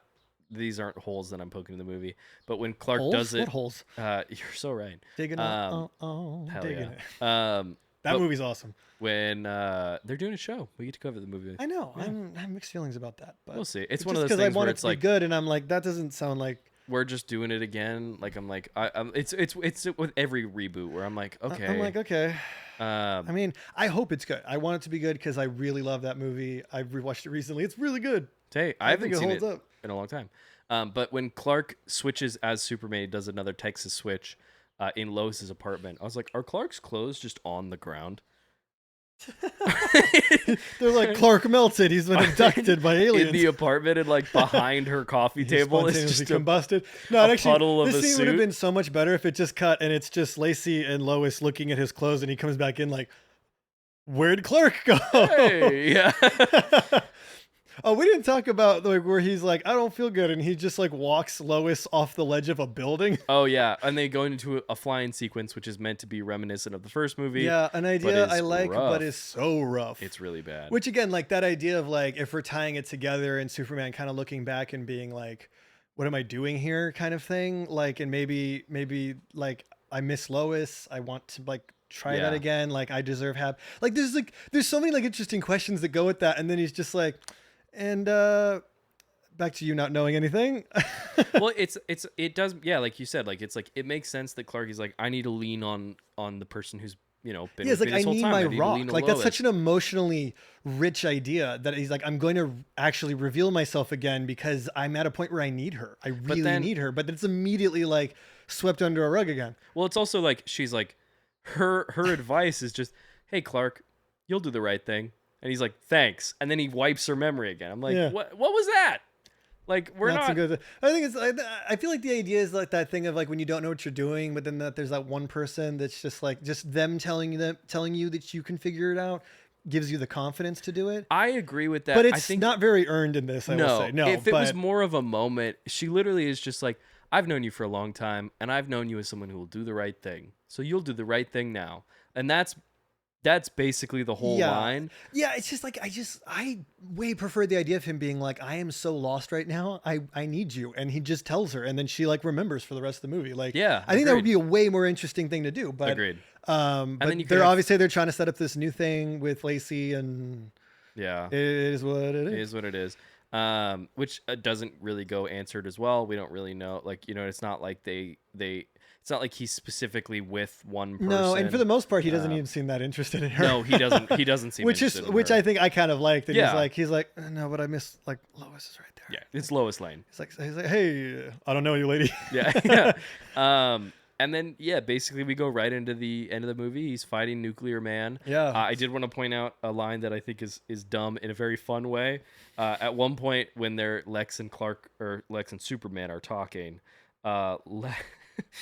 Superman says to Lex, it's common knowledge that you hate children and animals. I was like, that's just funny, just to be like, yeah, we all know that you hate children and animals. He sounds like Larry David. Yeah. I don't know if he's quite a supervillain. He's like, maybe. He's like, but do we need a Superman? I was like, that's just funny. He comes in, he saves us, we get in trouble again, we do it. Why? He just leaves a bunch of things. Yeah, no, that I just thought was funny that it feels really very. funny. Like I missed that line. It feels very like old, like Serial. Like it feels very, Very. like kind of like Yeah. high They're characterized. like, this is the kind of man who kicks puppies. Yeah, that's basically He the line. robs banks and kicks puppies. Yeah, it's like, as we all know, you still candy Superman, from he babies kisses and kicks babies. dogs. And then we get into this fight with Nuclear Man. Superman. It's a long fight. It is a long. Well, it's the base. It's the rest of the movie basically. It's just them smacking each other around. Which I kind of like all the ideas of this fight. What do you think of the claws? Unironically, I fucking love them. I kind of do too. I just he's like, they pop out, and I'm like, dang, manicure. I do love fucking Nuclear Man. I With also that hair combo, man, dude. I wrote this down because I'm going to say, or I'm pretty sure I wrote. Yeah, did I write this down? Yeah. He's looking for Lacey, Nuclear Man, and he says in oh so many words, he says to Clark, "If you will not tell me, I will hurt people." Is what he says, and I was like, well. Me when I'm thinking about ringing a bell. I guess, dude, you Liv Moss. Oh hell yeah! I love this. I love we're talking about Taco Bell. I was thinking about this the other day. I was like, I love that Taco Bell has become such a presence in my life. Every time we finish a recording, I'm like, I go in the other room and I'm like, hey babe, you want to ring the bell? And she's like, what? And I'm like, do you want Taco Bell? And she's like, oh yeah, totally. Dude, I've gotten Laura to start saying it now. She'll be like, what do you want to do for dinner? And I'll give her a look, and she'll be like, you want to ring the bell? And I'm like, maybe. I was texting my brother Connor, and we were like talking about the new Indiana Jones game because I'm playing it right now. It slaps, by the way. I was kind of talking about it off air, but it rings the bell. It rings the bell, and I was texting him like, bro, this thing rings the bell, and he was like, yeah. oh, dude, Liv Moss. Love it. But no, the claws, they're one where I'm like, okay, yeah, let's do it. It's just an Why interesting not? choice. Yeah, it is interesting. I'm like, honestly though, it's such an out there choice. I wish the rest of the movie was trying to be as out there, because it's that thing of like, you have such an interesting sort of cerebral kind of, oh, let's think about things for a second, meshed with Ducky driving an evil grease lightning vehicle. Yeah. You've got, Lex doing his evil maniac scheme to like make money, big business scheme. He does have that great he's moment. got three of the greatest gangsters who ever lived kind of guys. There's so many like things that are like really wacky but not as wacky, and then you've got the nails and the like Frankenstein thing. It's just like, I don't know, we got to pick a direction and just go all in on it. I agree. Well, I will say real quick, just to call out one final line. I do love Lex. He's like, oh, maybe actually I'll just have Nuclear Man and like tell all you guys to fuck off. And he like has that whole like get out of here thing. Yeah. When they leave, Lex turns around and he goes, oh, that was a good bit, is what he says. there should have been a scene where he's talking to Nuclear Man and he just wants to get to Lacey and he like busts out and he's like, where are you going? I was going to make espresso. I was like, I love this, that Lex is just like having a good time. Yeah. No, apparently he was. Apparently Gene Hackman was also just like behind the scenes was like the most fun to be with because he just didn't care. Hey, that's funny. And not like he didn't care and like, I'm not going to show up and do good work, but he was just like, come on, it's Superman 4. The writing's on the wall. We might as well just have a good time while we're here. And certainly not trying to speak ill will. Gene Hackman, one of the greatest actors to ever live. Basically, yeah. Known for sometimes not being the easiest to work with on set. Yeah, the fact that he was like the most easygoing on this one is like, fuck it, I don't care. Yeah, that's wild. Well, even I was thinking of John Cryer. I was like, dude, that must be cool to be in a Superman movie, and like, regardless of what the quality was, you're in a Superman movie acting, and all of your scenes are opposite Gene Hackman. Yeah, like, I'm like, dude, that's got. Dude, I would sign up for that. Absolutely. That's so cool, though. I would easy. R.I.P. Yes. Gene Hackman, man. That was one of the horrible. One of the greatest actors. Yeah, every detail that came out about his passing was just like, yeah, it got worse. Oh my. I'm just like, it can't possibly get worse. And then like Ron Howard is like, and then it did. Like, yeah, no, it was. Yeah, we don't have to linger on that one because that gets.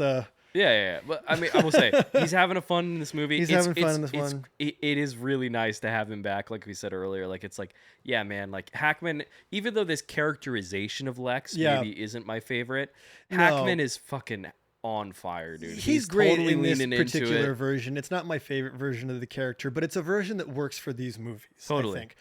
And this is like totally random, but I think it's funny that when he's like setting up the like whole fight like between him and Nuclear Man, and he's like, "You're back. You were the only one who ever got me." And I think it's funny that their actual screen time together amounts to something like 10 minutes. Yeah. They don't really have They a never lot of. really They have see like each other. one big conversation in one. He spends 2 mostly circling around locations that Superman was. Yeah. And then he's not in 3. And then in this, he literally has like another 2.5 minutes with him. And I'm like, that is crazy that they're like arch enemies and have like 20 minutes of talking with each other. I agree. Like maximum, if we're being generous, Yeah. probably actually like 13 minutes total. Like, I will say, with the Nuclear Man Superman fight, the destruction on the streets of Metropolis, I actually think looks really good. I think it does, yeah. All the explosions and all that Yeah. stuff, I'm like, all that stuff works. That Yeah, works and I really think good. conceptually the fight's pretty great. Like restarting a It's volcano. He's got to stop the volcano. Like it's like something I want to kind of see a version of this of like Nuclear Man messing things up and him having to save people while fighting him also. Like I think that's a the Metropolis stuff is a little bit of diminishing returns since we kind of already did this in Superman 2. But yeah, but all the volcano stuff, again, it's one of those things like we've been saying, it's like had this movie had its full budget, I could see this work. When they break I off think the this would have been Statue a of much Liberty. better movie. It might not have. Yeah, go ahead. Sorry. No. I like the Statue of Liberty bit where he destroys it, he drops it, Superman catches it. I was like, full budget, that could be awesome. No, that's awesome. And like the idea of him like, I'm gonna throw a whole Statue of Freedom at people, and then like him catching it is like what allows him to get in and like nick him with the like Sure. nuclear poison. Yeah. Didn't Didn't realize we that breezed through quickly. Yeah. Wait, really quickly. It's like Clark is dying. I was like, oh, I didn't realize What are you gonna that's do? what was happening. Never mind. Yeah. Don't worry about it. Don't worry about it. It's crazy that he's like, I've got a cold. I don't feel good. Hey, Lois. And then like later he's like goes back to like where his space shuttle He was. looks like and, Gollum. yeah. Yeah. When he comes up, I was like, oh my God. Yeah. I was like, wait What's a second. going on? This is way more serious than I thought it was. Yeah. But he comes back. He fights comes Nuclear back Man again. for no other reason. He just holds the crystal real tight. Yep. And it's like, I think about I thought that was going to be used for power for humanity. The idea that we would use Kryptonian, the last bit of Krypton to yeah, you think the movie would end with home. him flinging that in the nuclear reactor and calling it a day. You know?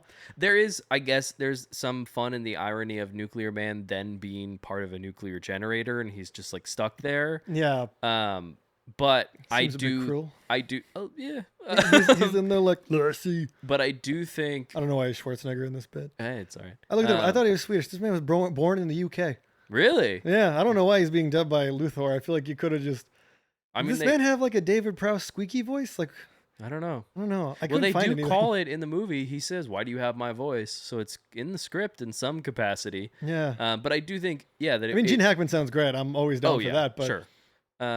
But no, I do think using the crystal, had the crystal been the idea of, I think it's more interesting if it's the last piece of Krypton is now helping fuel Earth, and that it's keeping this new home alive.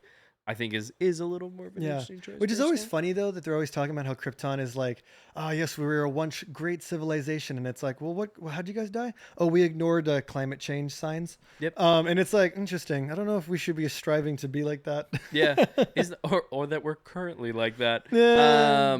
But yeah, they fight on the moon. The fight on the moon's kind of fun. Fight on the moon's kind of great. I like when he like gets out and he like puts the flag back. I think that's a fun, very Superman kind of thing. I do think that's fun. I will say part of the budget. So obviously, very famously, the American flag, right? That it doesn't ripple in the wind because there's no wind, right? So the flag stays just. There's no wind or gravity until you drop Lacey in space in the final fight. That's true. And there absolutely is gravity. But when he lifts the flag up, you can see the bar that's holding it. Yeah. Which I thought was funny. Yeah. Well, it's actually funny because the flag on the moon actually has a bar. Oh, it does? Never mind. That actually is like a thing. Because, I take back what I because just of said. it not having it, they wanted it to look straight for the photos. So it actually comes with a bar. All right. So that was actually part of the setup. But all right. You've got me this time, Superman 4, The Quest for Peace. This time. Pulls off the mask to reveal, give me a worse movie. Electric Boogaloo 2. Batman versus Superman. No! No. I don't really think it's that worse. That worse. That bratwurst? Yes. So they fight on the moon. So they fight on the moon? Yeah. The fight on the moon is pretty cool. He again, he traps him in a nuclear... they trap him in the nuclear elevator, and then... And I guess he creates a world peace? They deal with it, and it's like great now. And he puts and then Perry White buys all the majority shares and does a very Batman Begins. Didn't you get the memo? yes, although Kind of thing. he which does I don't know do how it that works, but by presumably falling into hundreds of millions of dollars of debt. Because he's like, I asked the bank and they gave me a loan. I bought you out, and I was like, so. I'm like, I don't think you just tell the bank what you want to do. I think you have to have collateral. I was like, I'm glad that like that this guy isn't owning it anymore, because like fuck him. But like, Perry, I don't think you're gonna be okay, buddy. I was like, it seems like a bad financial decision. But hey, I like the idea of him like getting the company back, but I like, agree. The little guy, staying yeah, independent. it's just like another one of those things where I'm like, people are just throwing out random words. I bought the shares. Yeah. And it's like, I don't know that him getting a loan from the bank, I don't think they would let him do that. Yeah. I was like, well, all right, I guess. They'd be like, we're not going to get our money back. We're not going to give you a loan for that. Yeah. And then, Perry saves the day. He falls into life-changing debt. Yes. Lex is dropped back off at prison, and Lenny is dropped off with a priest. I was like, no, not Catholic school. Maybe not the best idea, Yeah. Superman. Maybe don't do that. That seems an unusual punishment for a boy of his age. It is funny when he lands that John Cryer is like bunch of other good-looking young men at the school. I'm like, yeah, I was like, let's be careful. When Lenny lands that he's pretending to do the Superman flight. If you know, I don't know if you caught that. He's like, oh, far out, like kind of doing the thing. Whoa, can I bring my drums? Also think is what Richard Pryor did in the last one. I believe he Probably. landed and he was like mimicking this flight. That's really funny. And then the movie wraps up and we do the smile to the camera, which I don't know if you've noticed this. It's the same one? It's the same one from Superman 1. It's been the same one for the last 4 movies. Oh, it's okay. I was going to say either they shelled out to make this one look really good or they've been reusing. No, they've reused it. Superman 3, they reused it. Okay. Superman 2, they reused it. I'll give him a pass for that because, I mean, it's objectively such a great shot of him flying away. It really is. It is really good. It almost like makes you wonder, like, wait, maybe this was a good movie. Nope. Spoiler, it wasn't. But I think it could have been. That's like my thoughts on this one of like, I agree. Damn. Like it really is the budget. Like the effects work is so shoddy. I also still I don't think the script really gets there. Obviously, no. presumably we've cut a lot out. Yeah, but presumably. But like a lot of the people who right signed up place. have like said that like, look, it wouldn't have been a perfect movie, but it would have been a lot better. Yeah. And so it's like interesting because like I really do wish we could have like it's like damn, it's another director's cut we'll never get. So as we get into as we wrap it up, before we get into the We Need One score, looking at do we need one more? Where do you stand? Obviously, Superman, Margot Kidder, Chris Reeve, we have lost many of the people, Dick Donner, we've lost the people that were working on these movies. Yeah. So obviously we're not really looking to do Superman 5. I think looking back through the power of computers. Hear me out. Hey, no. I'm having a conversation with 2023's The Flash right now. I know. But I think if you were in when I asked that question, I said when you were in the audience in 1987 and you're watching this, I was very much alive for this. Agreed, as we all were. Superman 5 at the time, where do you stand? I think I'm a no. Sure. Purely because the effects work in this is really bad. Yeah. And it is such an insult to 1 and 2 where the effects work is really good. Yeah. And it's just that thing of like you can just feel that they don't know what to do. It seems like they have cared less and less. And I they know this is a new to group care of less people and that are less and making less. this, And as but- much as I love Christopher Reeves, I think I am like no at this point. Is like if I'm putting myself in this hypothetical 1987 situation, it's just like I just go like no, I just don't think I care enough. It's not done a good enough job to make me care about everyone to like warrant another one because like 3 is really weird and disjointed, and then this one has such promise, but it's just squandered really, really badly. Well, it's also even as, and I can't fully speak to it obviously, but it's like, as a comic book fan, even you'd be like, so we've just continued to not adapt people that I want to see in the comic books. Yeah. Like it's like We're just skirting around them. Really, no Bizarro, no Metallo, no this, no that. It's like we're not pulling from the source material.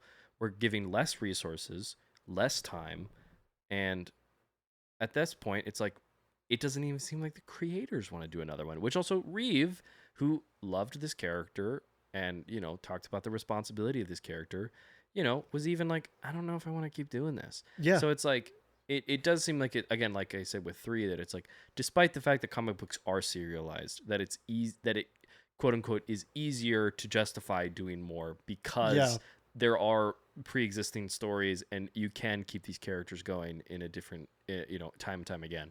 Mm-hmm. It just feels like, I think you guys have run your course. Yeah, I feel like they really have. So where are you with the question? Are you a no? I'm a no. You're on a this no as well. going to as this? much as I love Reeve in this role, I think he is, and same with Kidder and Jackie Cooper. Like, I think the whole cast. I think the cast does as good a job as they can with this one, but again, it Yes. just has so many problems. Ultimately, they make for a really not super fun watch. I think it just hurts the legacy of how good those actors are in their roles more. Especially when you compare it against the first one, which is so good. That movie's like magic. It is. Even at the time, people were like, there are problems with this movie, but like, you can't, when it's working, dude, it's you can't beat it. It eats. It's so good. And then we have the whole legacy that we got. Yeah. So I guess it's time to read off the score. I think so. We need one more score. We want to go Superman 4 then 3 or 3 then 4? Let's go in order. We'll do 3. 3 then 4? Then 4. So do we give... Drum roll. Do you want to do the honors for 3? All right. So the average score for Superman 3 out of 10. As we've said, we rank these based on, enjoyability and narrative runway and just overall craft and all this stuff. For Superman 3, the average score out of 10 is 2. So not great. The average score for Superman 4 out of 10. Drum roll. Is it going to be an upset? Is it an upset? Is Superman 4 secretly the best Superman movie ever made? No. The average score was 3 out of 10 for us. We got a whole nother point. Yeah, 1 point up. I do think this is better than 3. I think it is. I think it would have even better. Been better. And it's like the thing of like both these movies are bad for different reasons. I think 3 is uninterested being a Superman movie, but like at least 4 has an idea of what Superman that it is a Superman movie, and like that's I think integral to your IP is like doing the character. Maybe if I'm trapped in a room with the DVDs for Superman 3 or Superman 4, is this like a fuck, marry, kill situation? Kind of. If I had to choose between the two, I will watch 4 over 3 basically every time. I think I would too. At least it's like, because it's a breezy 90 minutes. And it's the VFX work is so bad, it's like kind of funny. You're just like blown away. Just blown away, Yeah. And so there's something there. The 3 is just really long. Yeah. Painfully so. It's too long. Nobody wants to be there. No one wants to be there. Again, it's like Reeve almost didn't come back for 4. He almost didn't come back for 3. Like they had to convince him for 3 too. Pryor doesn't like that movie. Nobody likes that movie. Pryor's on record. He said this script's not good, but the paycheck is. Hey, fair enough. Like Get that. your bag, man. Yeah. Is this a good time to talk about his love life? Do you want to? Maybe Sure. I'll do it right at the very end. We'll cut. All right. Well, I think we're getting there. I guess we're getting into it. So, we need one. I guess before I get into that, any final thoughts on these movies? It's been really nice to rewatch them and see Reeve and Kidder, and like we kind of said, to see everybody there. Chris Reeve as Superman makes me so happy. It like fills me with joy and optimism and genuine hope. I love getting to go back and see him in this role. Yeah, no, he's really good, and he looks great in the suit too. He kills it, man. It is hard for a man in like literally like pajamas. He looks amazing. Like I think we said it in the first episode. It's hard to make that work. It really is. And he makes it look easy, man. Like, we had never really seen flight done on screen like how they do in Superman the movie. And a lot of that also comes into Chris Reeve creating the language to fly. Mm-hmm. And again, like you said, you'll believe a man can fly. When I see Chris Reeve as Superman, I genuinely believe that he can. Yeah. And I think they're certainly fun. I'm glad that I've kind of filled the gap of seeing Superman 3 and Superman 4. Mm-hmm. I don't really have any. If I'm revisiting a Superman movie, spoiler alert, it's not going to be either of these. Yeah, I'm probably just going to rewatch one. I'll rewatch one. Yeah. But I again, I fucking love this character, and I'm excited to see what the future holds for him in terms of James Gunn's Superman.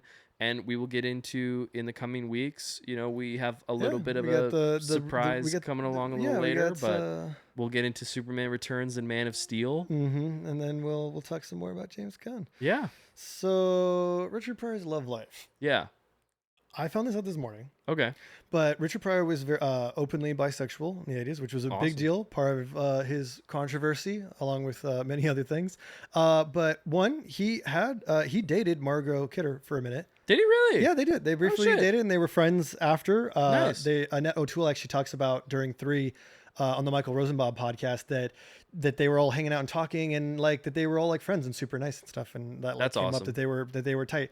But the other person that from Superman that Richard Pryor maybe or maybe not had a relationship with was Marlon Brando. Really? Allegedly, they had an affair. All right. Which was confirmed by one of their children and denied by most of the other ones. All right. But most people who knew them were like, it was the 80s. Yeah. Quaaludes.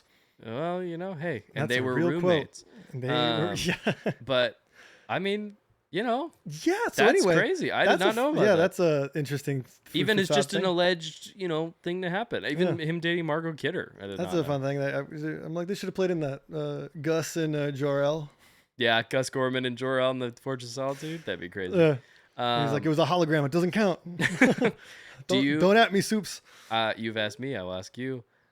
You have any final thoughts on Superman on this series? No, I mean, Chris Reeves is probably the best to ever do this. Yeah, but we'll see. We'll see. He's got some competition coming in. That's true.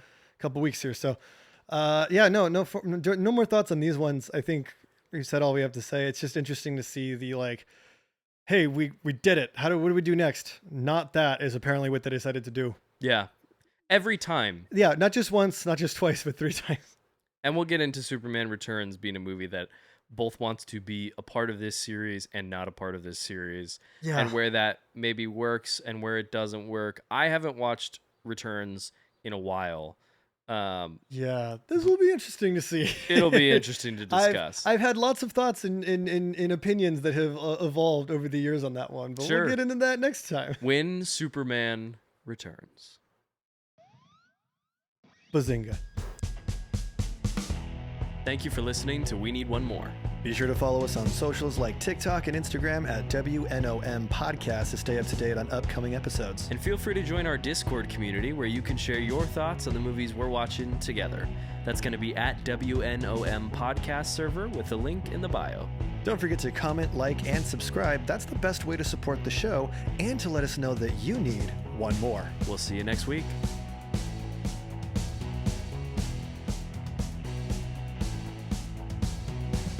This podcast is produced by Pilot 9 and 9 Ball Creative.